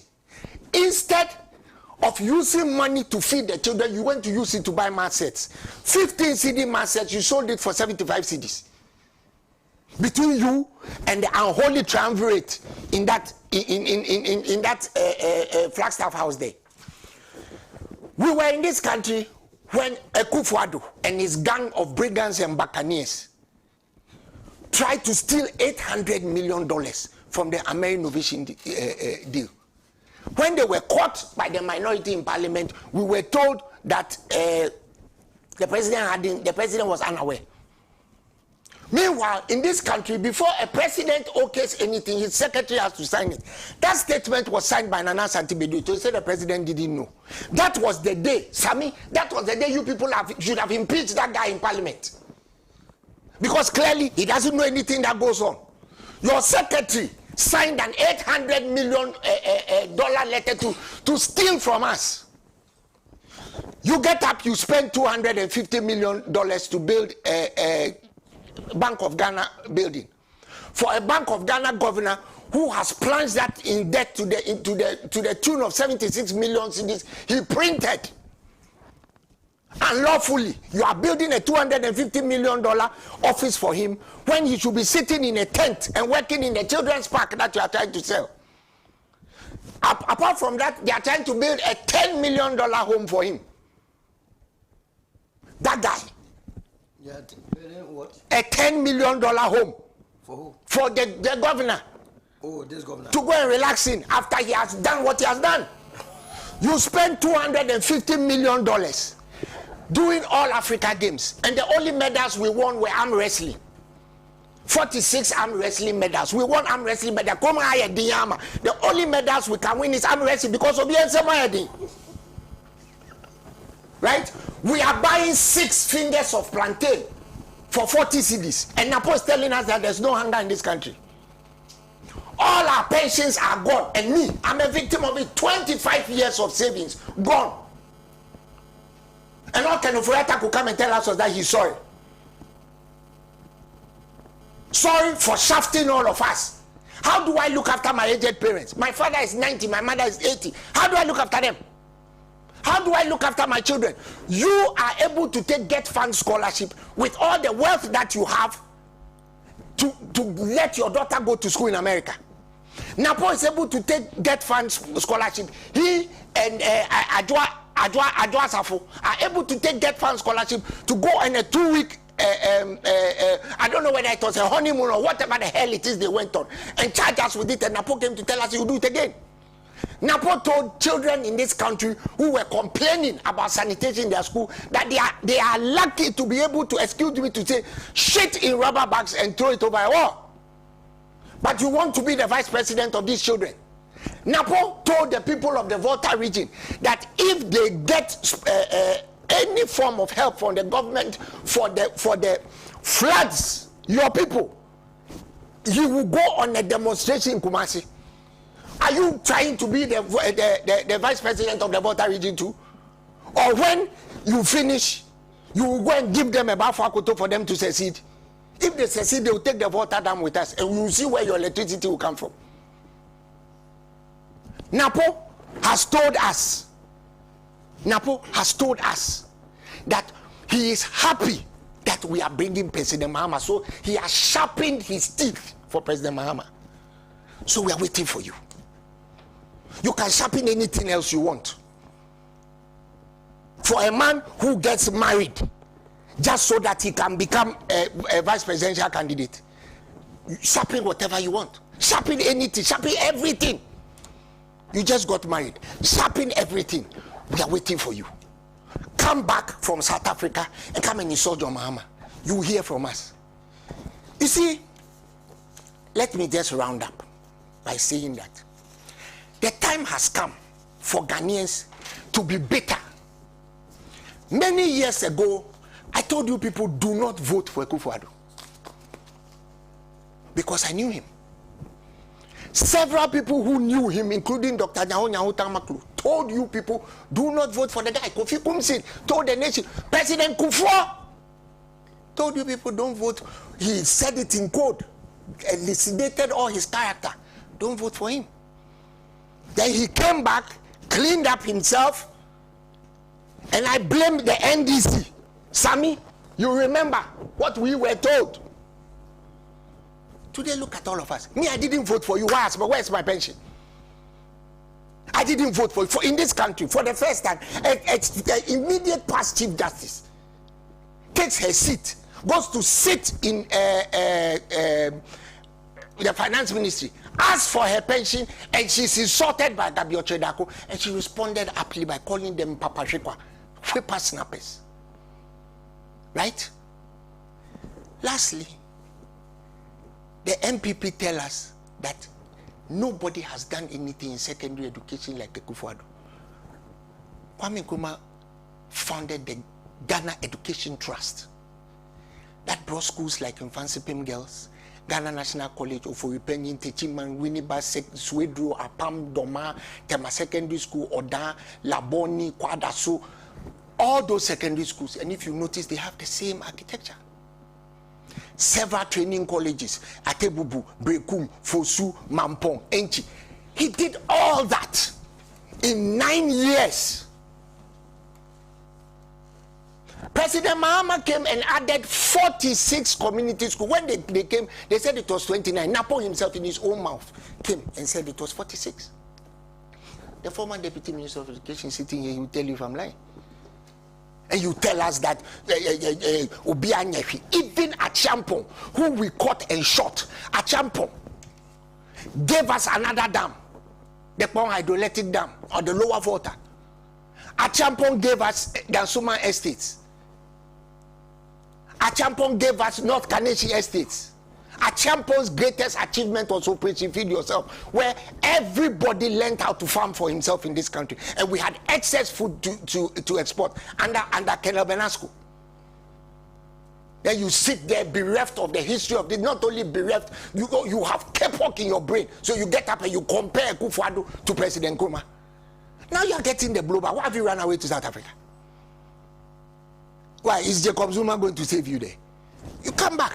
Come and face it. That, as for that letter of apology, it's even unsigned. Thank you.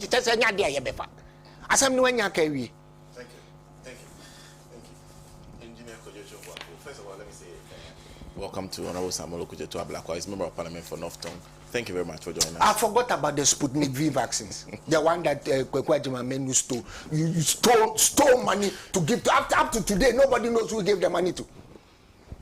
And the president goes to the village and says, Papa, no, near Papa. One a Papa, why? Now, who qua near Papa, near the big gun, it is a body. Well, I'll go to Dr. Percy before I come to Honorable Samuel Okujeto Ablakwa. Don't forget, we are also live on Radio Gold. We are live on Pan-African Television. We are live on Facebook. Pan-African Television is the page, and of course, YouTube Pan-African Television. A big thank you to those of you who are sending comments to the WhatsApp platform. This one says, Napo also printed question marks when there's already solved ask questions on the market. There are many more comments to go through. Okay, this one says, solid panel to the Uncle Kwesi Pratt, who have been the icing on the show. They are all my mentors. Thank you very much for sending that message. This one says, good morning. This is from Vision in Tamale Central. So now, if you observe, you will notice that ECOWAS has betrayed the continent. It appears its affairs is interfered and controlled by Europeans. ECOWAS should forget Mali, Niger, and Burkina Faso would never be part of it anymore. The coup leaders notice the African leaders are Europeans and African skin. And so there's no reason sitting on the same table and discussing issues with Western puppets, when if there was anything good coming from there, their countries would not have been sinking daily. Thank you for that message, Vision in Tamale. Some more. This one says, voting for Bawumia and Apua like a sheep without compass from Musa and Mevon. Send that from Sekendi. There's also Millennium is 1,000. Says, okay, that's quite a long one.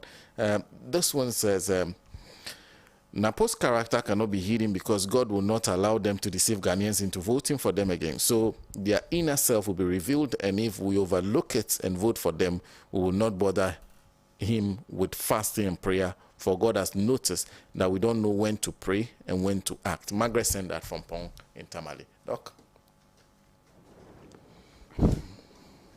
Thank you, Senna. Contrary to what my brother Kojo Chumwafo says, I am still a student.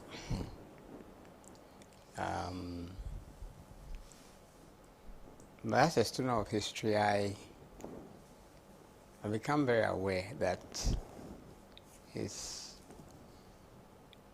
very dangerous. In fact, it's perhaps the most dangerous thing any politician can do. That is to proceed without a knowledge of history. And I think that this past less than a week, right? I'm sure that the Honorable Matthew Opoku Prempeh has had the opportunity to learn a bit about our history. But you see, his problem, his general ignorance, merely reflects a pervasive problem where we've had the active promotion of ignorance of our history. And it didn't start today. Active promotion of ignorance of our history, principally our pre-independence history, immediate pre-independence history, post-independence history, and particularly all things concerning Kwame Nkrumah. Kwame Nkrumah wrote many books, but is hardly studied in any of our lower schools.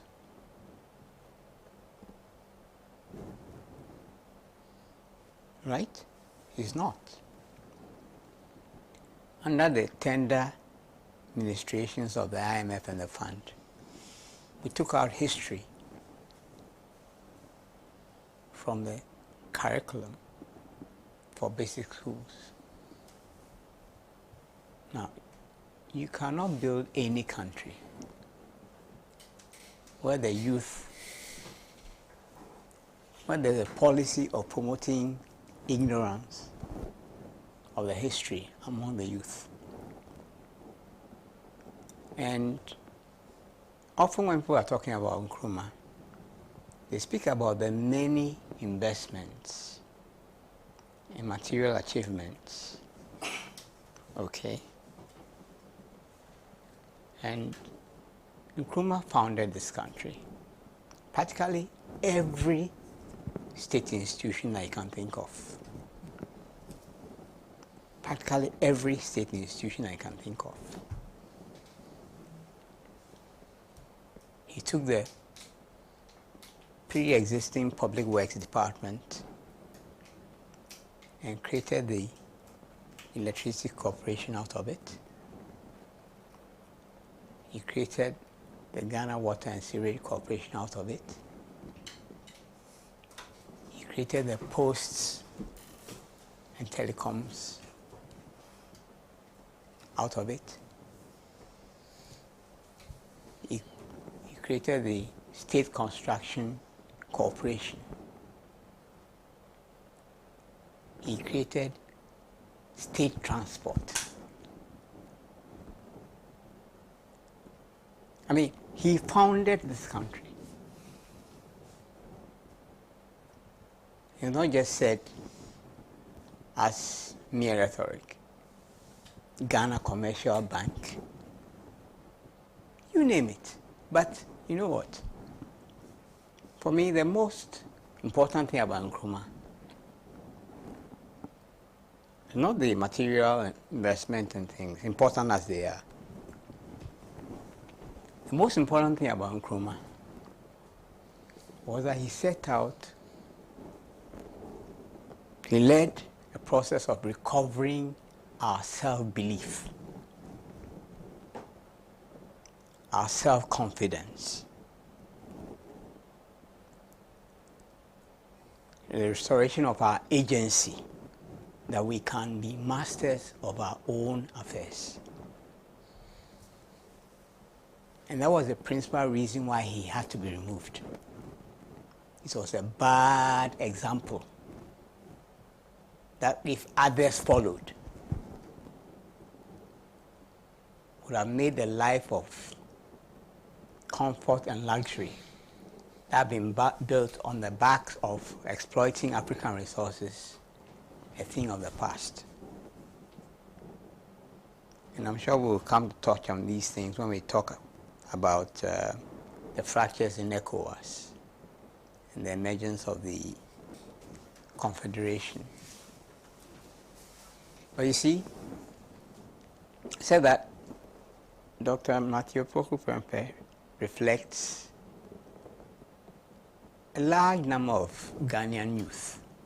I think I can call him a young man, right? Young adult. Yeah.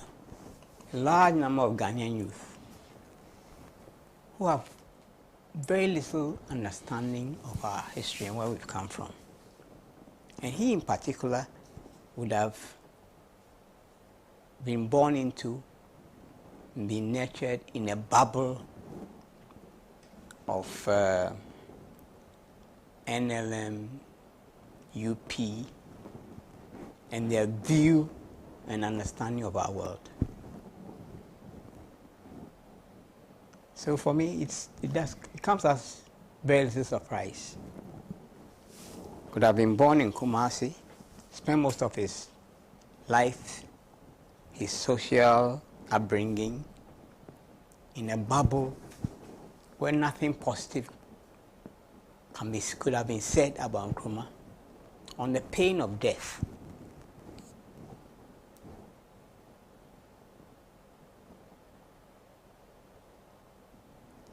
Now, many people do not know that the principal organ that Nkrumah used, that it eventually led to the formation of the Convention People's Party, of the Committee of Youth Organizations.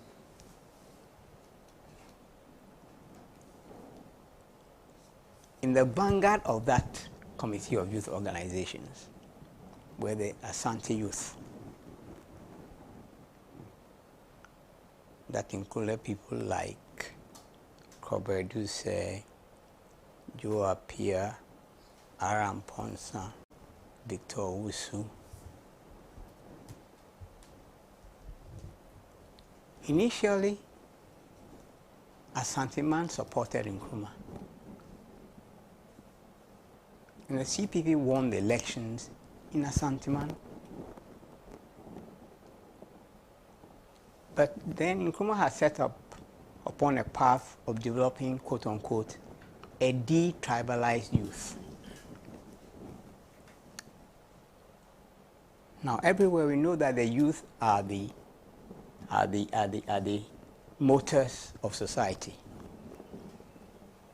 And if you are an ethnic state and someone sets about detribalizing your youth, then you are in danger. But the Committee of Youth Organizations, Asante Youth, right? And I say Asante Man was happy for that development because it took the youth out of trouble, out of chieftaincy matters. Okay, so it was good. You had secondary youth and the youth of Osu. These are the three principal groups that made up the Committee of Youth Organizations. And when Nkrumah ran afoul of the UGCC, all they wanted was that he should go and dissolve the Committee of Youth Organizations. So it was the Committee of Youth Organizations that stormed the meeting and carried Nkrumah out and launched the CPP. But then, the CPP's agenda of a detribalized youth was a danger to all the ethnic states, not just Asante Man. It was a danger to Achim, it was a danger to Akwamu, it was a danger to Angno, it was a danger to the Ghana state, it was a danger to Dagbon.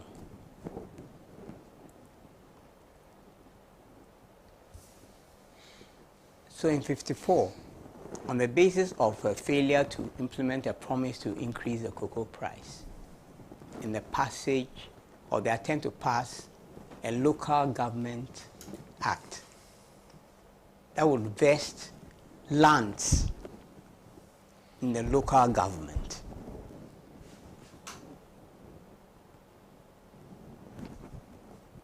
Asante Man said no.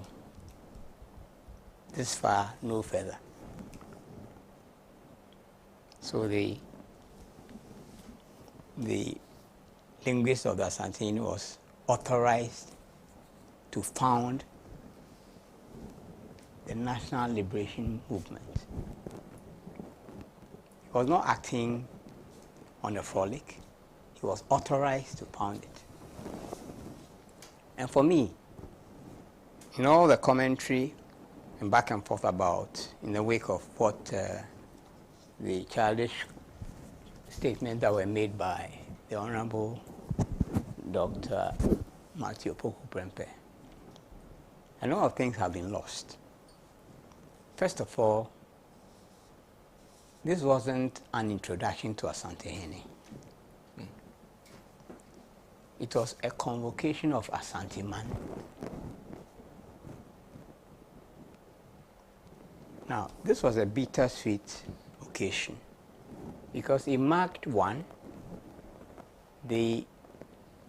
or less the concluding act of the business of Asante Man taking back the MPP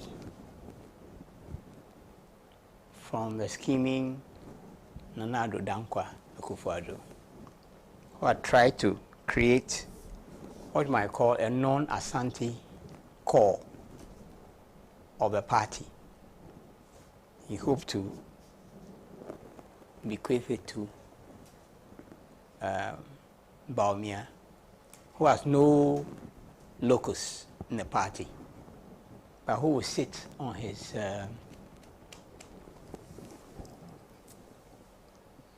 laps and be directed and told what to do. And we know that Nana Addo was against the selection of Napo.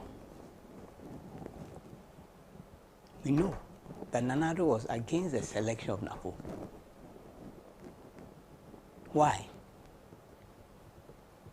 Because he knew that that would culminate the attempt that had been made to take over the party that started with the appointment of the campaign committee for Dr. Bawumia. You have to go and look at the campaign committee for Dr. Bawumia. It's the entire party executive.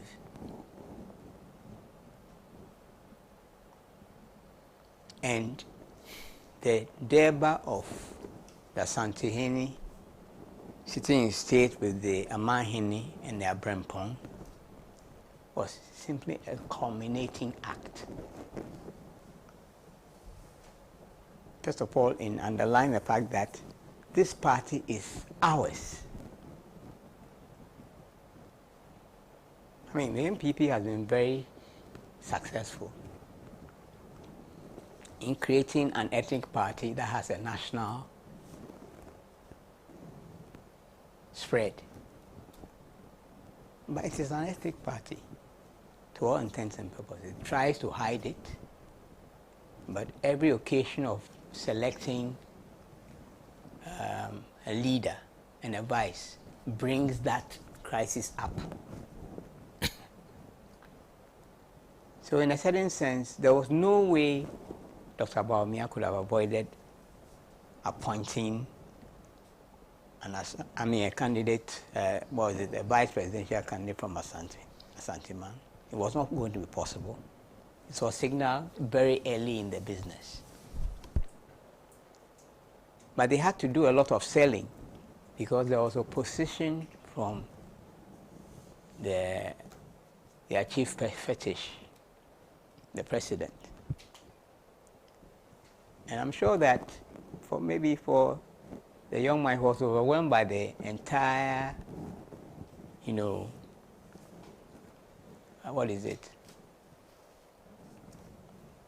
confluence of all these elements, that he was being quote-unquote outdoored in a situation where Asante-Man was taking back its property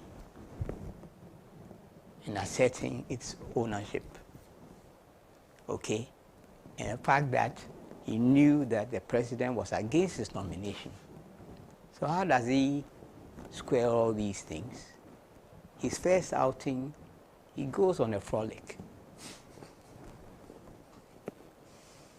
I don't know who it was who said that he has to be guided and always, that they must insist that he speaks from a script.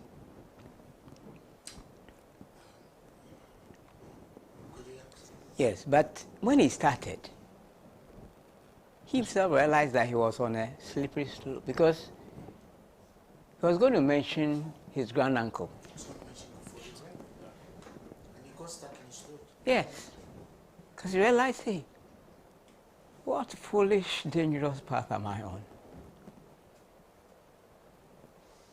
But you see, like I said, all of this can only be driven by a profound ignorance of where we've come from. Now that the NLM, UP, MPP, you can interpose the PP, PFP, so-called Dankwa, Bozia. Now you don't see Dombo tradition. Has been very effective about falsifying our history. So that even you can go right to the top of that party and be profoundly ignorant about our country. Now, another thing. These days you hear people talking about His Majesty this, the overload of that, and whatever, which is completely inconsistent with the Republic. And you know what? I know a lot of this thing has been made about the president signaling for people to stand up. But the simple truth is that the president is the number one servant. And in truth, everybody, if people must stand up for the president, that must go for everybody, every citizen. The problem is that some people take offense when some particular chiefs are told to stand up. When other chiefs are completely comfortable sitting down and no one says, hey, get up. But that has been part of the business of shredding Nkrumah's Ghana project. You know, there are many things about, Nkrumah set out deliberately to create a new nation out of something like 50, 55 ethnicities. But for Nkrumah, if I wanted to go from here to, let's say, Paga, I'm sure I'll have to take passports for about how many states? I'll go through Kwapem, I'll go through Achim, I'll go through Asante. You can count all the way. I have to take visas. No, it's serious matter. Serious matter. And it has been codified in the formal abandonment of 1st July as Republic Day. Not only that, because it also marks the defeat of our president's granduncle when he headed the no vote. In April 1960, there was a simple exercise. We had a combination of a plebiscite and a referendum. So there were two questions. That was my earliest recollection as a child of what the politics was about. I saw a poster of the CPP's red, cockerel, on my granduncle's house. I can't remember what color the UP was in, but there was Dankwa and there was Nkrumah. Nkrumah for the yes vote, Dankwa for the no vote, that we should stay under the tutelage of the colonial power. And it was a resounding victory. Dankwa scored 11.6% of the vote. So you can do a simple calculus of how much went to Nkrumah. And in July of that year, we became a republic, with the Queen no longer our head of state. But before this period, and around and after, the NLM has started an active campaign of terror.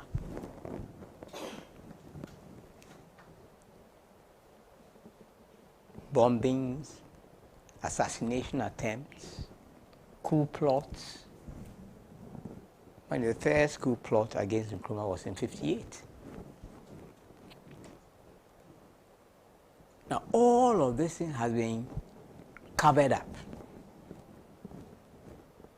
including even matters that came up after the 1966 coup, when people went to confess with pride about what they had done to further the cause of subversion. You know, people went and volunteered and said what they had done to bring down the monster. You go to our public libraries, you will not find any of those records. So we are in a profound crisis of ignorance of ourselves and where we've come from, and therefore what ought to be the most pressing issues on our agenda. But above all, I think that the most pressing issue is recovering our self-belief, our self-confidence, and our agency, that we can run our affairs. It appears to be the central plank of the policy of all the Western powers, that should never become true.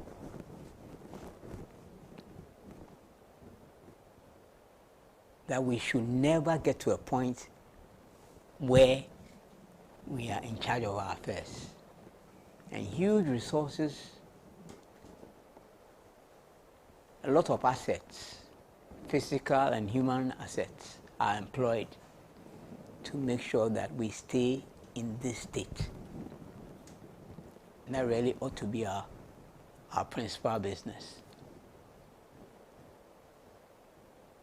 But if we continue with this active promotion of ignorance, then the statements, no, seriously, this is officially sanctioned amnesia. Not just about our I made a point about pre-independence and post-independence, but even about slavery, a period of slavery that preceded formal colonization. We know very little, or next to nothing, about ourselves, about the close to 300 years of chaos, regular warfare, the uprooting of people, migrations, east-west, you know. It was utter chaos for 300 years in this space. You had the rise and the fall of kingdoms and empires, etc., etc., etc. Now, without an understanding of these things, I think that we will continue to struggle in our present. And for me, those are the most important takeaways from this past few days. But I think that the Honorable Napo has had the opportunity to learn, to come up to speed. And not just him, a lot of other people come up to speed. Every time these attempts are, and then I say that finally, that maybe above all it may have been, how shall I call it? Maybe strengthening his position by the fact that our president has actively gone about falsifying history with very little pushback. And as my brother said, the final act will be maybe naming the University of Ghana after his granduncle. I can't see how he can avoid that. I mean, he has his long to-do list. That must certainly be one of the last things on that list that has not been accomplished. And the final one will be just handing over to his appointed successor. And they have every intention of winning this election. He has the courts, the very pliant Supreme Court. He has the security services. He has the media, at least most of it. And above all, he has my sister, Jean Adokwe-Mensah, and the Electoral Commission. They'll do any and everything to win the election. But the beauty about this thing is simple. If for any reason they don't win, the party will have come back to its owners. One. But they intend to win. So, heads, they win. Tails, they also win. The party is back to them, but they can blame, they can heap the loss on the tinny and move on into the future. And all will be bliss. Thank you. Those are my thoughts on the current situation. Thank you, Dr. Bessie. And I'm not going to the Dr. Bishop, in fact, we called him last minute, basically because of the latest development on the SSNIT hotel saga. But he started this whole thing, putting out the documents,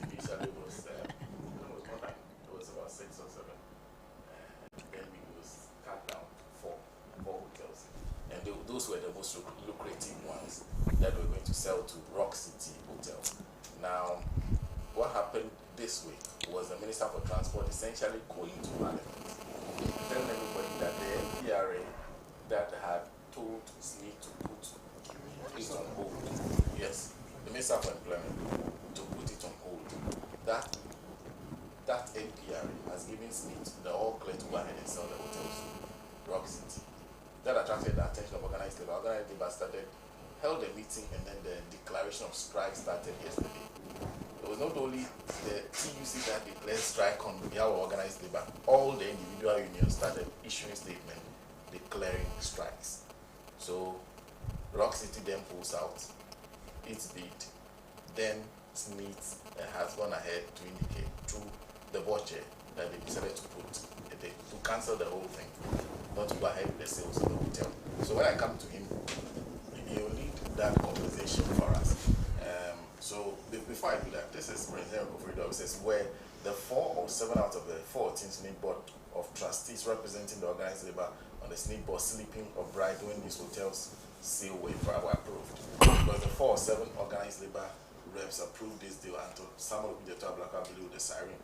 The SSNIT board must be dissolved and the Director General must also be sacked immediately and avail himself for scrutiny and investigations.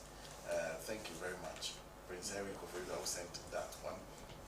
Some more comments that I can just go through before I go on about the Jonas says, please, the line. Okay, thank you very much. I will draw the attention of the technical people to just send me. And I think I've done Musa, but to Alhaji Hadi in Big Farm is also saying as a message, says, good morning. It will be told the hatred of Dr. Kwame Nkrumah by functionaries of the MPP has been on the table for far too long. What Napo came out to do was just to speak to the mindset of the NPP government. This is a government which is trying hard to rewrite the history of this country just to undermine the good works of Nkrumah. We should not also forget the fact that these were the same people who traveled to the UK to tell the Queen that Ghana was not ready for independence when Nkrumah was out there fighting hard to achieve independence for Ghana. The AP tradition and now the MPP has always been the enemies of progress of this country. My brother, okay, please read the book entitled The Dark Days in Ghana, written by Nkrumah, and you'll cry for this nation. Thank you very much for that, Alhaji. There's this one coming from Papa Bisiu, who says, how come the management of SSNIT rescinded their decision in the sales of the hotels? Don't they need the money again? They know fire past fire, but didn't the NPRA say they can go ahead with the sales? Ghanaians staged the move against the sales. You refuse. Now that the workforce of Ghana are going on strike, see, you're running away from the sales. Man past man.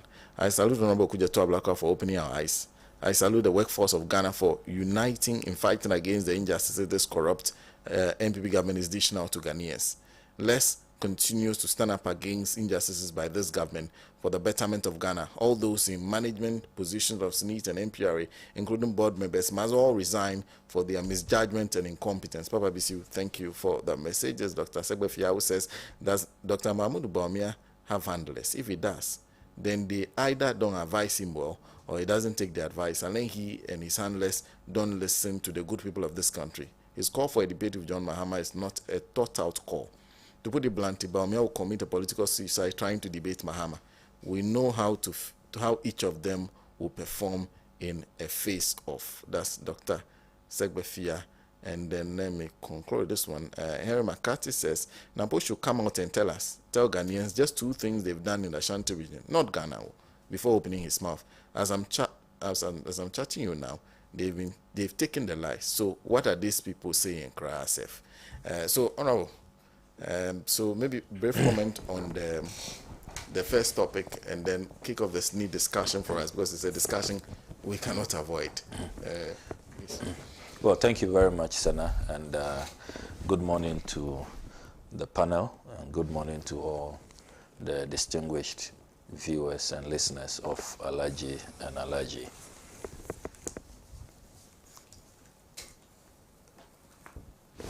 On the first topic, I will submit that the panel, and indeed the vast majority of Ghanaians, have done justice.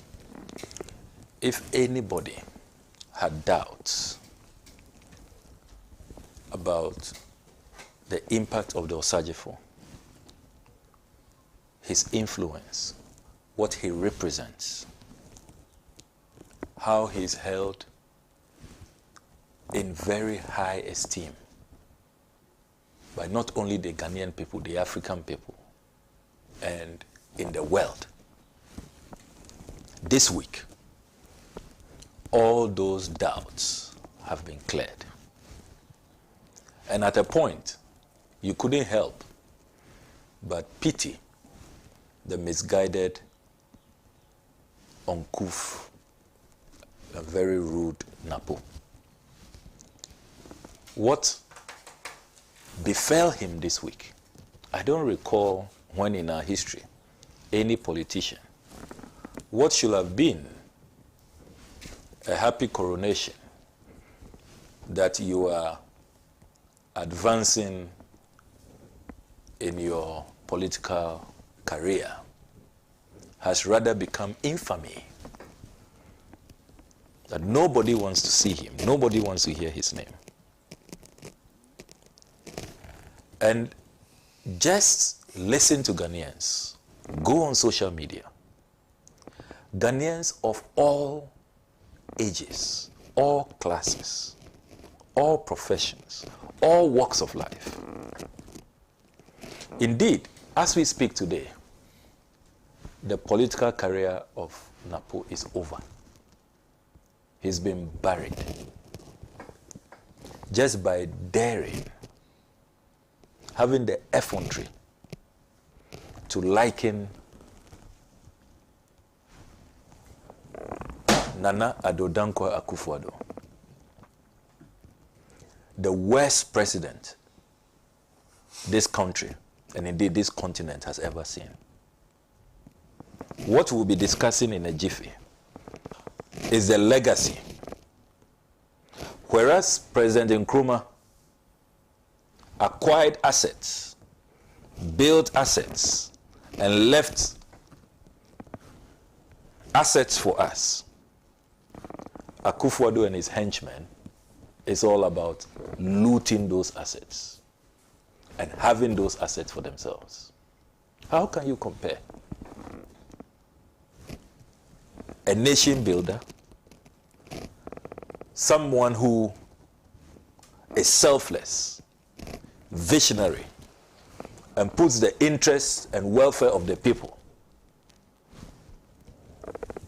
above every other consideration? How can you compare? So, to be honest with you, as for Napo, we don't have to spend any more time on him. He is finished. Totally finished. And the sad part is that he has collapsed the MPP campaign. That apology, it's clear that elders in the party, seeing that the party has collapsed, the campaign is over. Because was it not the same person hours after, days after, going all over the place defending it? We could have excused we could have excused him if the crowds and the spell of the moment, and he got carried away. And so, as the former Attorney General said, some Beshi, Beshi took over, he was possessed. But upon sober reflection, a few hours after the event, he was apologetic. We could have, cut him some slack. But you saw the hospital, so where do you take the patients? But he was all over the place, went to the Western region, the home region of the Osagefo, and continued in front of the chiefs and said, as for him, he stands by his words. He is a man of his word. That Ghanaians don't like the truth. Can you believe that? That when you speak the truth, Ghanaians call you arrogant. That's his new definition for arrogance. So, how sincere is this apology? Is it because President Kufuor was upset? Because you see the emphasis on his grand uncle. The apology really is not to Nkrumah, it's to his grand uncle. And they are seeing the effect of that. Because J.A. Kufuor is the most successful Dankwa Buzia politician. And he still has a lot of following in the Ashanti region. And this whole campaign, clearly when you listen to the MPP, we have never had such a divisive, destructive campaign. Professor Nana Jenopoko Ajima was presented to the whole of Ghana. They want to present their running mate to one region. And you listen to them, it's about one region, it's about coming from a particular royal family. I mean, when did this country degenerate like that? Look, I have said time without number that if we have two people from the same region, even same constituency, they are both from North Town, but they love the country. They are visionary. They are incorruptible. They won't sell state assets to themselves. They take care of the vulnerable. They care about workers and the plight of the masses. Any day, I will choose that ticket over some so-called ticket from different places where it is now identity politics. And in the run-up to the choice, I was so embarrassed, so appalled, so disgusted. Must come from this region, must come from this palace, must have royal blood. Why? We are now we've become some monarchy. Ghana is no longer a republic. And what does that say about their flag bearer, who is not a royal, who doesn't come from that region? I mean, what kind of country are we building? So I am not surprised that he has been compelled to issue that pathetic apology, wishy-washy, trying to see if they can assuage the anger of J.A. Kufuor and his faction because of the betrayal and the treachery that they feel. But the harm has been caused. The horses have bolted. And at least we know that the running mate they have presented has not changed and cannot change. He is incurable. He is incorrigible. And we must all make a determination that this Bawumia Napo ticket must be kept very far away from the presidency. They must go nowhere near the Flagstaff House. That resolve must be stronger than ever. And I think that we have heard from the Ghanaian people. And let me conclude by saying that, interestingly, whilst all of this was going on, I was part of the former president's delegation to Moscow, Russia, where his book, My First Coup d'etat, and other stories from the lost decades of Africa, had been translated. And so, on the invitation of the Russia Academy of Sciences, he went to present and launch that Russian translation. Would you believe that at the Academy of Sciences, the prestigious 300-year-old Russian Academy of Sciences, all the Russian scientists were talking about is Alhaji Dr. Kwame Nkrumah. I'll send you the videos. They say that the only African leader whose book they translated before former President Mahama is the Alhaji. I Speak of Freedom, that book. And they say it has been a sensational bestseller since. None of the Russian scholars there have heard of Dankwa before, or Buzia. They don't know who they are. Nobody mentioned those names. Not one. So they were asking President Mahama if he's really aware of the honor they have done him because it is only Kwame Nkrumah whose book has been translated. And they were hoping that his book would do at least half as well or as close. Russian Academy of Sciences, after how many years of Nkrumah's passing, they eulogize him, they celebrate him. This is Russia. Are you aware they have a museum? They have streets all over Eastern Europe named after the Osagifo. And these are foreign scholars telling us how Nkrumah inspires them. Only this week. Then there's some upstart who nobody knows whether he will ever even get to where Nkrumah got to, whether he's even fit to lace Nkrumah's shoes. There's some more Nkrumah no. You see, the comparison doesn't hurt.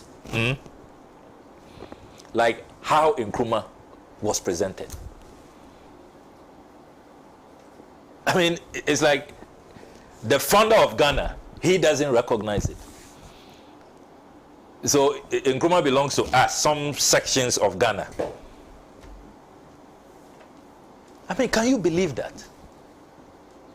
So this is the character who is supposed to be sworn in as Vice President of the Republic of Kwame Nkrumah's Ghana.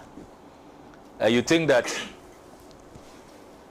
the spirit of Kwame Nkrumah will allow this ticket anywhere near the presidency of the Republic? It's clearly not going to happen. Now let me come to the SSNIT saga. And Sana,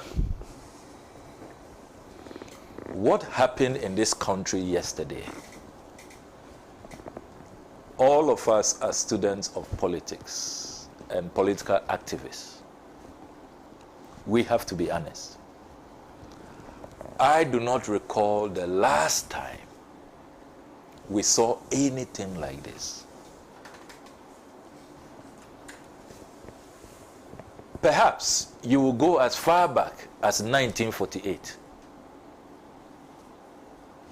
The 1948 riots and organized labor traders, all of them having a common position and uniting behind a cause.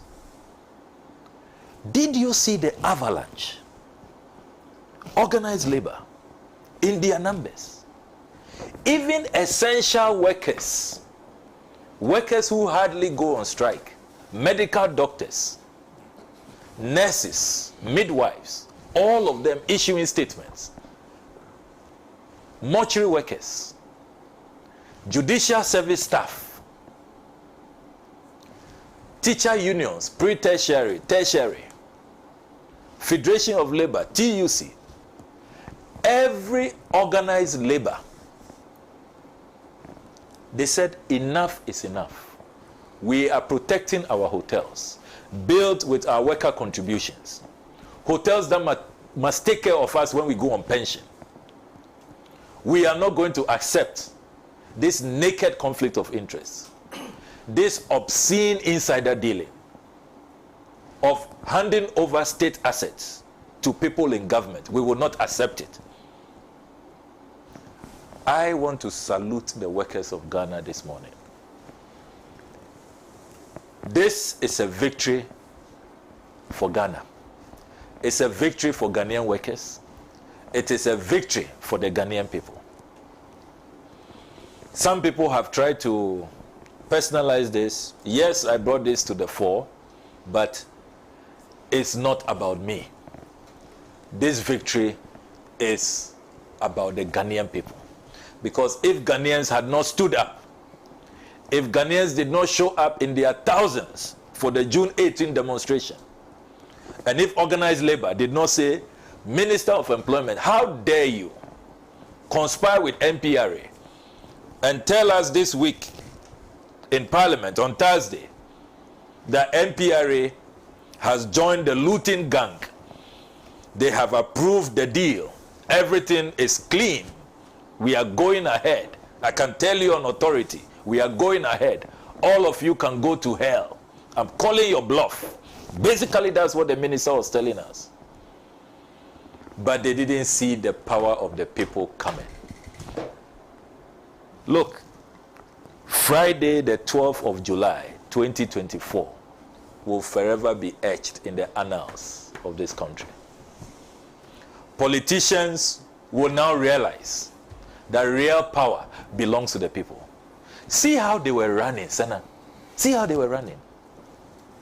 Brian Achampong, who has been debating me all over the place, insulting me, calling me names, sending his hounds after me,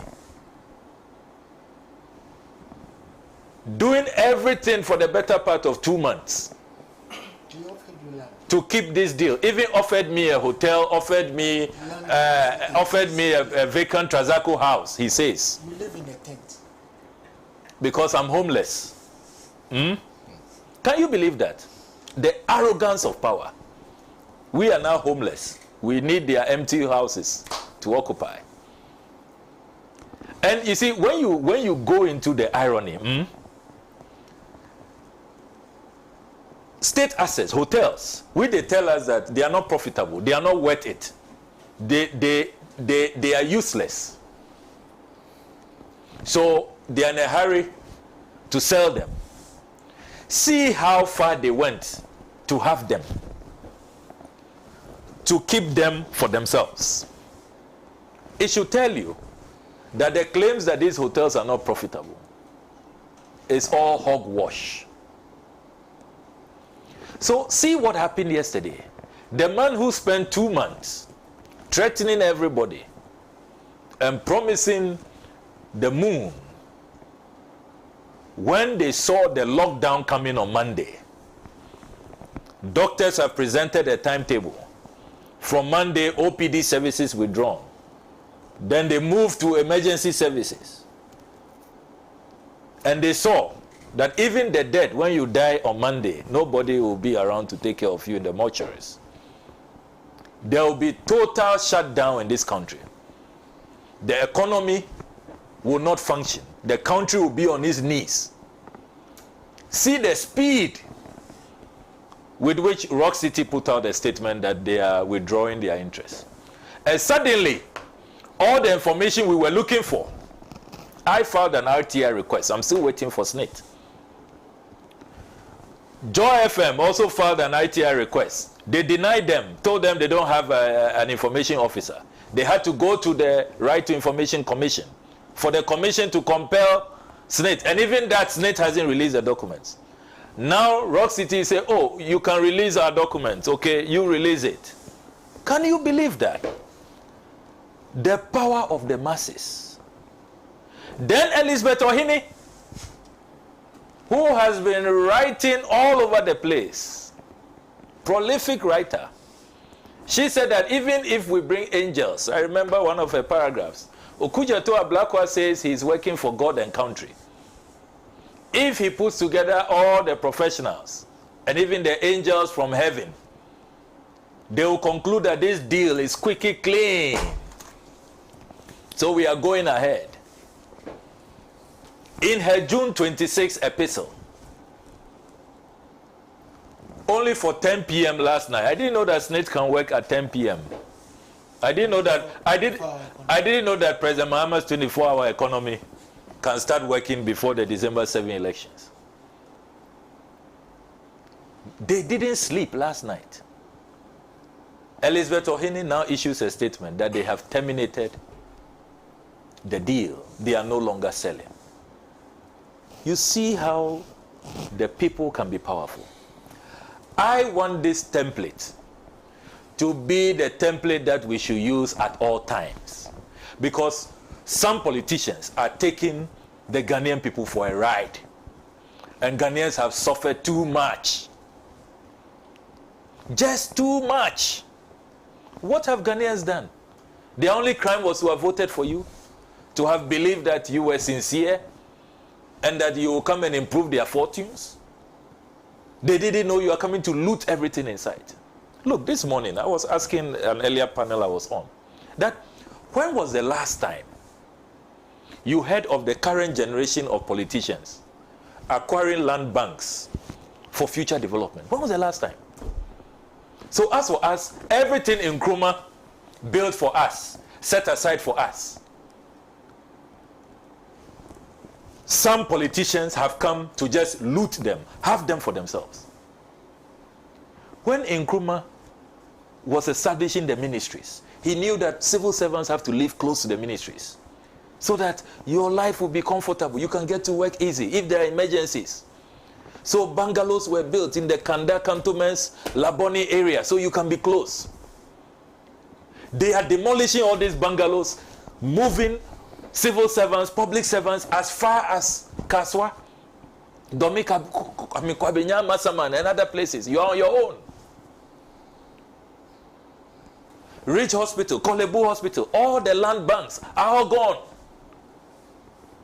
When there's an emergency, a doctor is now struggling through traffic. We'll get to you in 2 hours' time, 3 hours' time, when you are dead and gone. Forest covers are not safe. Look at the last time somebody passed, you saw the wheel. Forests are being wheeled to nephews. Last week, you saw my summoning of the local government minister to parliament. Parks and gardens lands, gone. Some character shows up. He says he's called Reverend Ezekiel. He owns Danny Ike Real Estate Developer, and they always have some funny names. He says he's the new owner of the parks and gardens at cantonments. Can you believe that? So he tells the staff that you people, your days are numbered, prepare and leave. I'm the new owner. He puts 2 containers on site. You go to Wa, Parks and Gardens land. They've taken it over. They are building filling stations. Then the judges, as for the judges, their case is so pathetic. As we speak, 13 bungalows for judges opposite the American embassy. Gone. When the judges saw that these marauding invaders have come and are taking over their bungalows, they rushed to their colleague judges for an injunction. On the 28th of November 2023, I have all the court documents here. Judges themselves narrating their ordeal before their colleagues in court.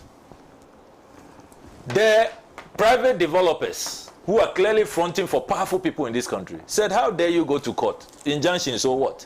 So even though they were served the injunction, they proceeded to demolish 3 more bungalows. Number 7 5th Circular Road, number 18 5th Circular, number 36 5th Circular Road. After the injunction, can you believe that? These so-called private developers, they clearly must be fronting for people high up there. That judges, they don't even fear Supreme Court judges. Now the judges are in court. 13 of our bungalows have been sold.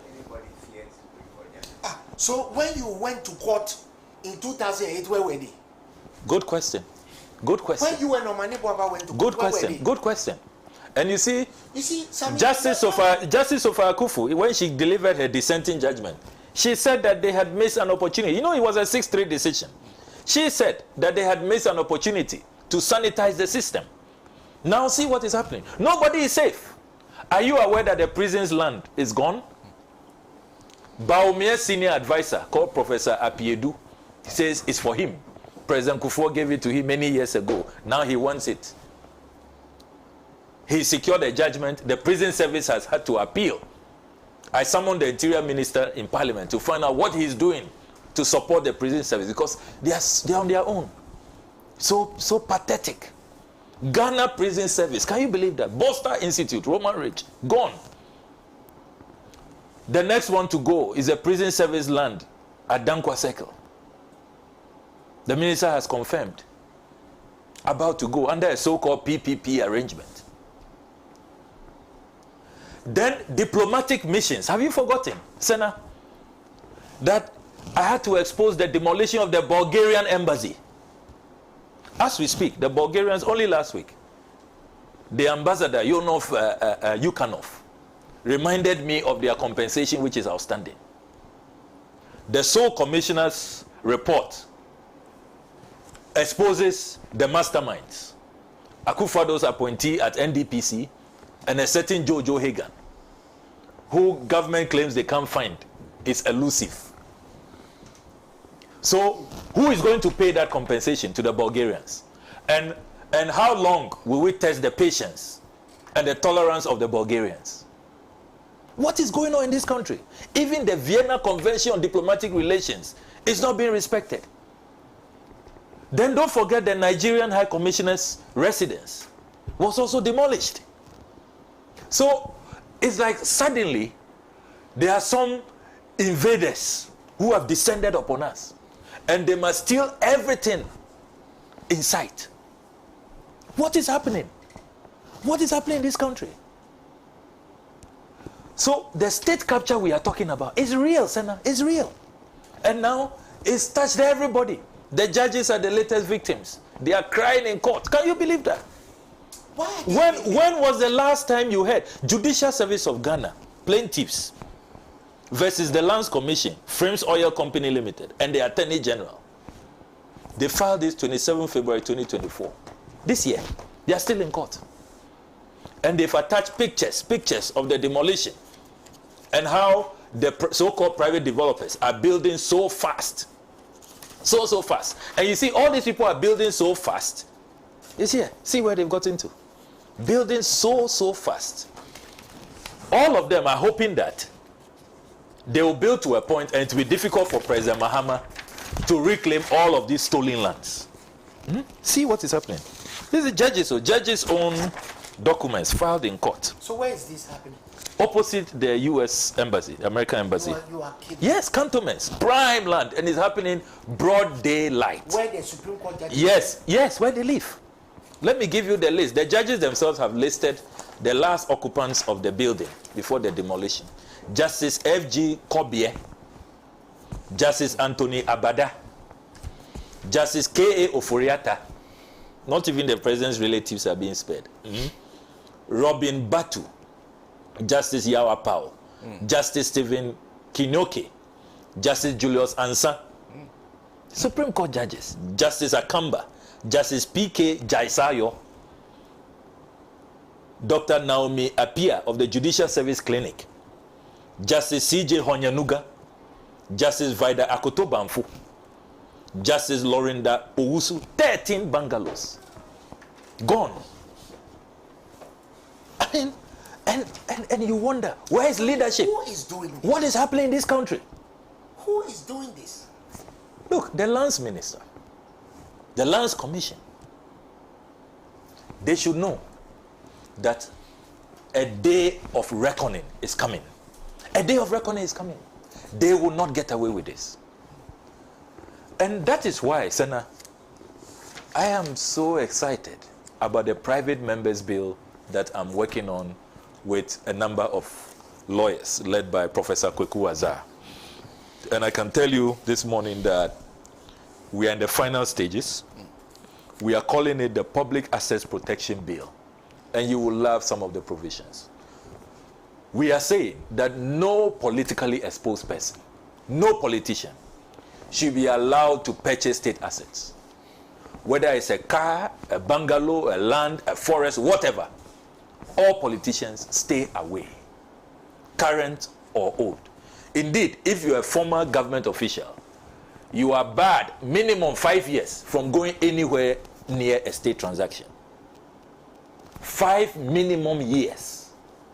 That is what is in the draft bill.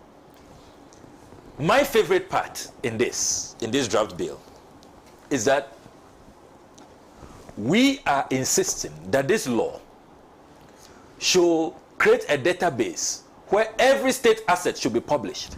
Are you aware that in this country, if now you ask how many bungalows we have and where they are located, they say that, they claim that there are record problems, record issues, record challenges. Can you believe that?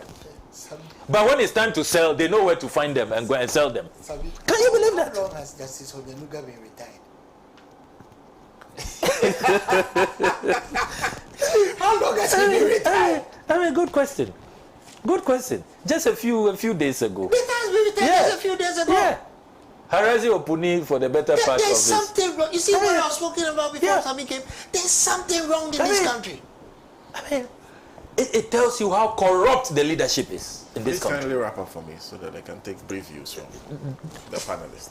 So we are saying that it's going to be mandatory for all state assets to be published. They have to be on a website. Every citizen of Ghana should know where our state assets are. Where are our forests? What is the coverage, the scope? The state lands, where are they? All the ones we inherited from Nkrumah. What is left?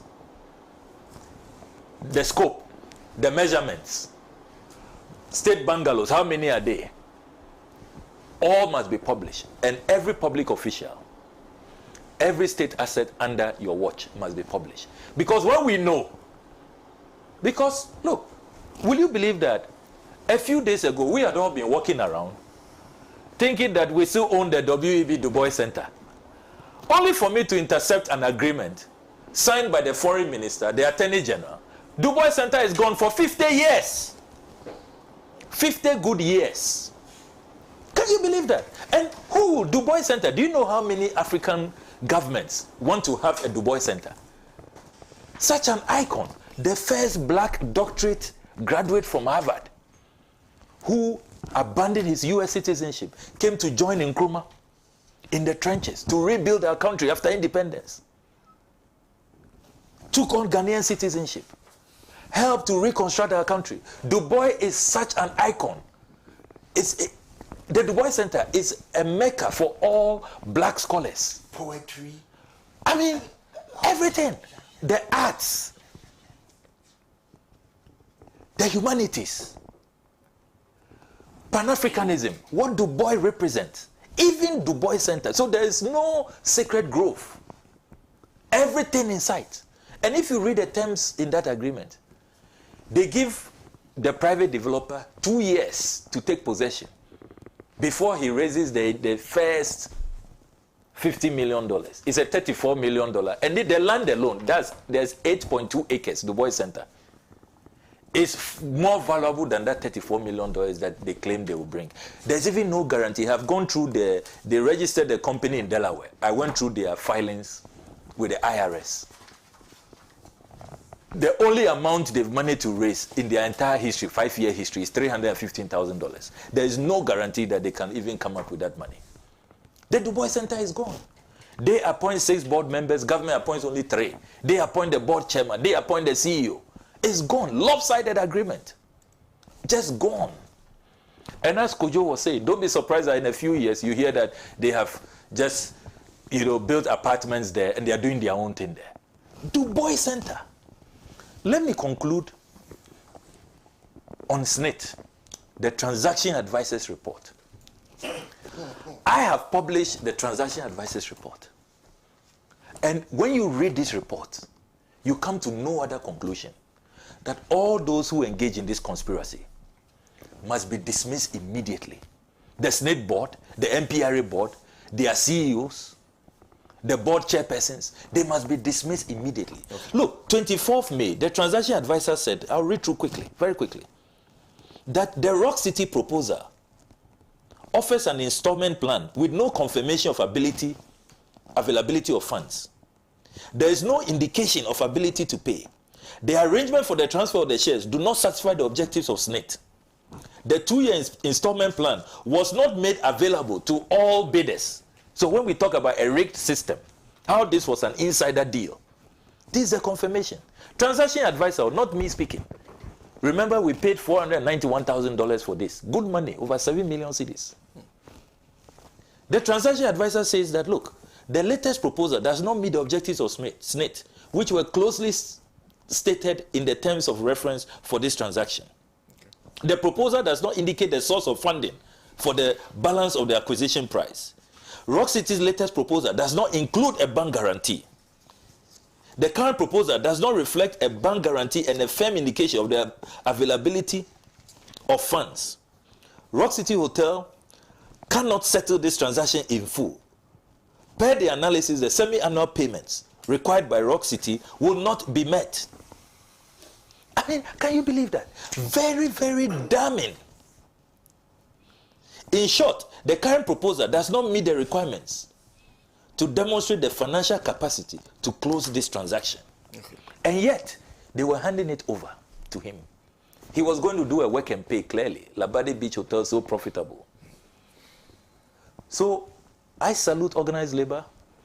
Speaking to them this morning, they say they are not backing down, and I commend them for that, because they want to see actual, not just this press statement that nobody even signed, just a name. They want to see that letters have gone, the process has actually stopped.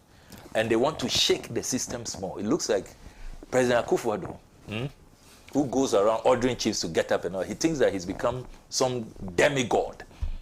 This country belongs to him. They want to show him some small pepper. Okay. And all of us, the minority caucus has issued a statement. We are all joining them on Monday. And the clarion call now is that all of these people, because already they are holding press conference saying that, look, these hotels, we can't run it, we have to sell it. So you have failed. What you do is you resign. You can't come and publicly advertise your incompetence, and you want to be kept in those jobs. So this conflict of interest, this corruption, this insider dealing, people must pay for it. Okay. They should all resign or be fired immediately. Okay, thank you. Thank you very much. Mr. Owusu, briefly. What can we say? Only that I am very... I'm a bit disappointed in organized labor for acting too late. You understand? What has happened in the past few days tells me that indeed the framers of the 1992 Constitution were very right when they said the sovereignty of this country resides in the people. And so if they had acted earlier, I'm not sure we would have had that big hole. What's the name? Rage.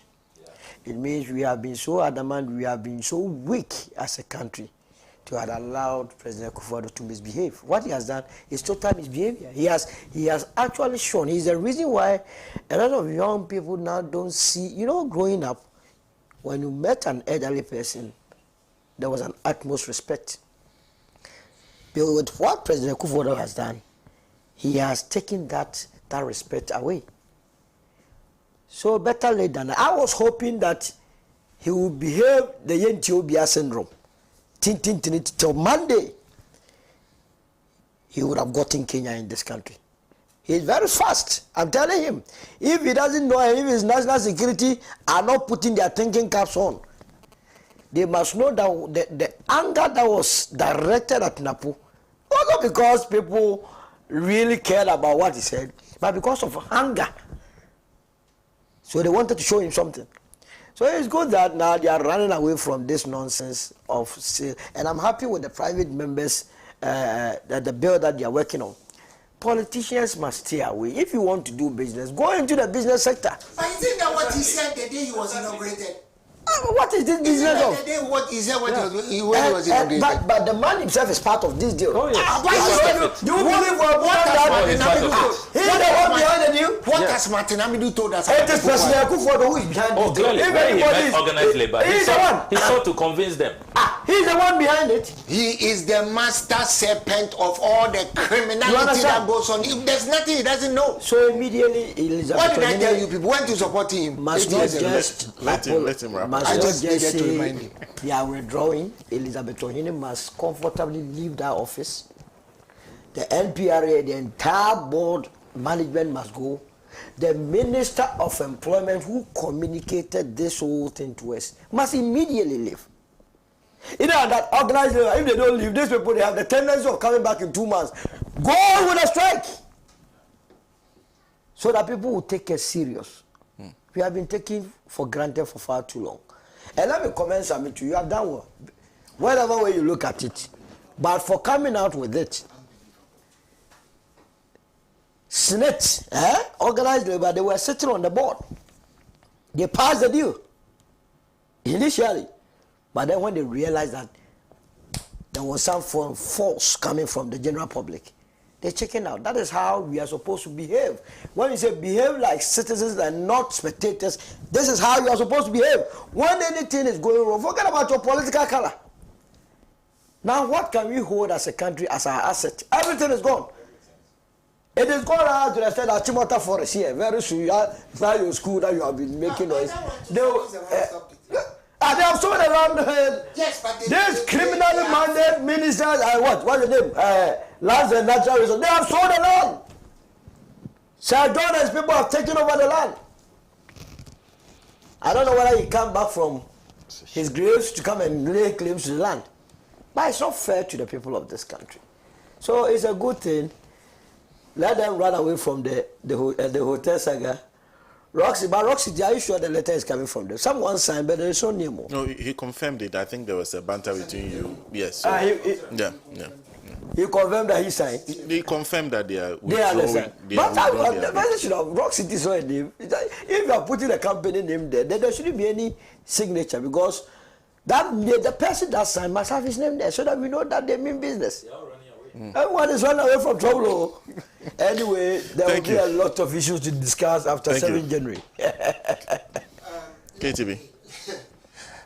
I don't want to laugh, but I need to laugh a little because this this one is a crowd. You see, let me remind viewers and listeners of a poem by a pastor named Martin Niemöller.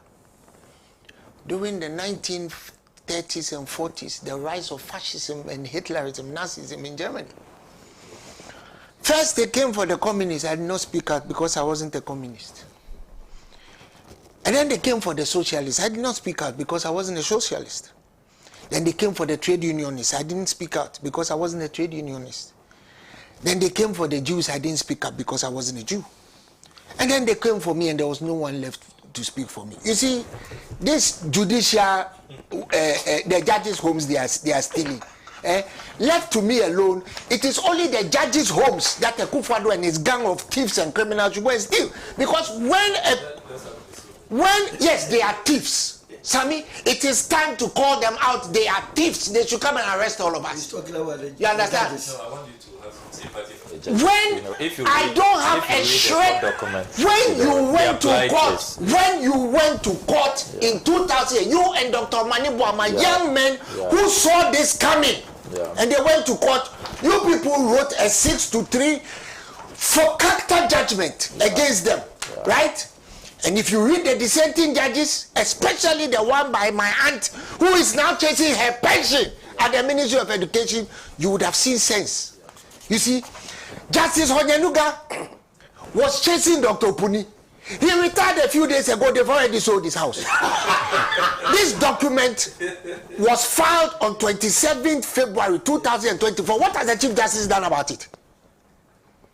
If it was a political document that was taken to the Supreme Court, in 3 days' time she will empanel judges. If she's not happy with the judges, she herself will sit on the case. She lacks judges. What has she done about it? No, she lacks judges.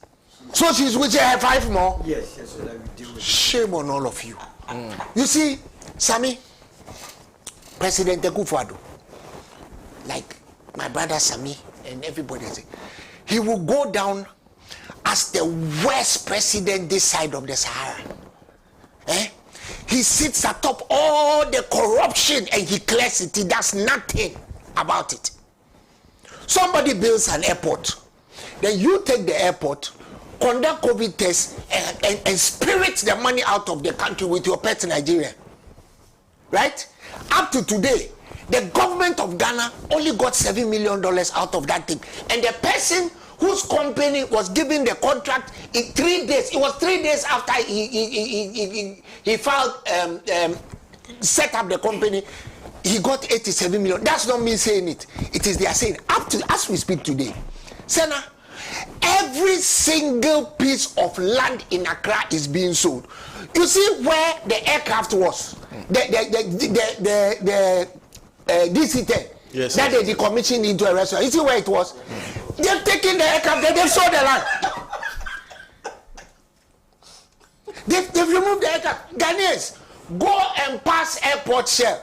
They have removed the DC-10. They have sold the land. The DC-10 is now parked at the airport. I'm looking to they sold it to one Mr. Bechi.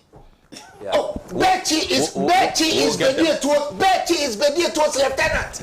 We are watching. The agric mechanization land is coming. Agric mechanization lands on Mahama Road.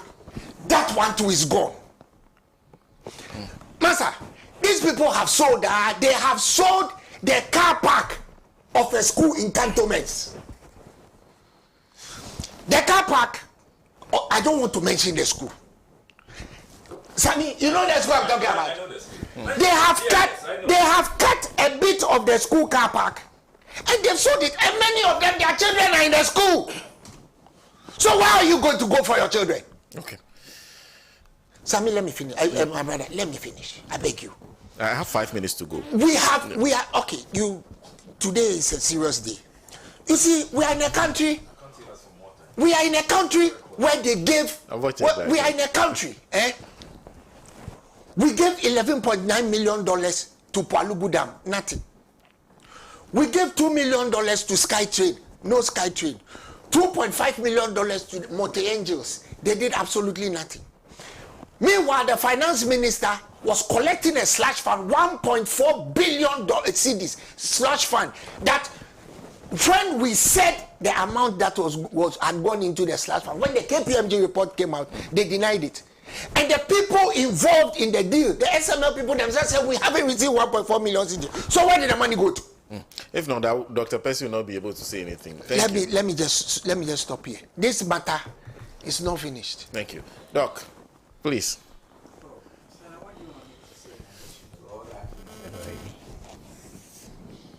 You yourself said that we're out of time. You can't get any extra time?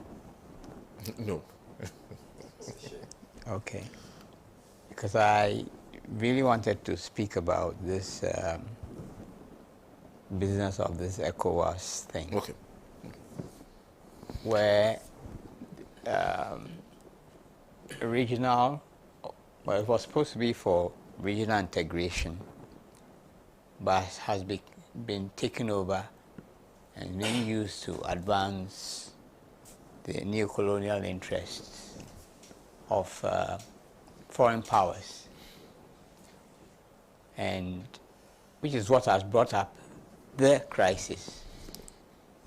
And I mean, one of the key tactics that is being used is this business of quote-unquote spreading jihadism, which was ignited with the overthrow of Gaddafi. But then it's a very simple device that's being used. They look for fault lines in your society. They create those groups, or they take them over if they didn't create them in the first place. And they promote them. And then and this is what they are doing in your backyard, so to speak. Then they come to the front door and ask to be let in so that they can help you to deal with the problem. And that's a new device for recolonizing the space. Okay. And I think that the latest move in that, you know, that they had a lot of investment in Niger. They have to relocate. Of course, Doc. Like you said, I think we'll try and come back to that topic. We have to. Yeah. But thank you. But it's important I should flag this thing. They are looking to relocate the drone base in Niger. And Ghana is one of the prime candidates for that dubious honor. Doc, thank you.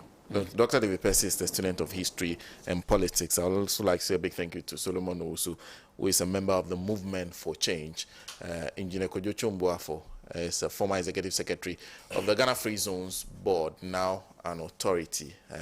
Let's say a big thank you to Honorable Samuel Okudzeto Ablakwa. We called him at the last minute and he still made time to join us for us to have this discussion. A big thank you to you.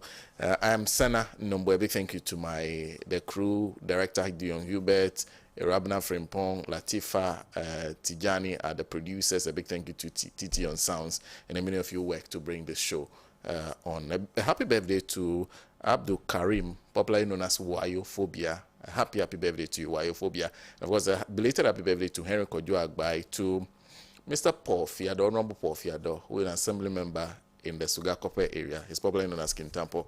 A belated happy birthday to you. We are back same time next week with another edition of the show. I am Senna Nombo. Enjoy the rest of your weekend.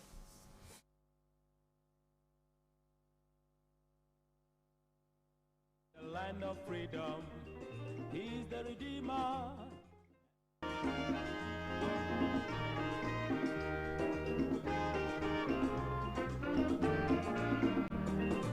He has labored, he has suffered to lead his people into the land of freedom.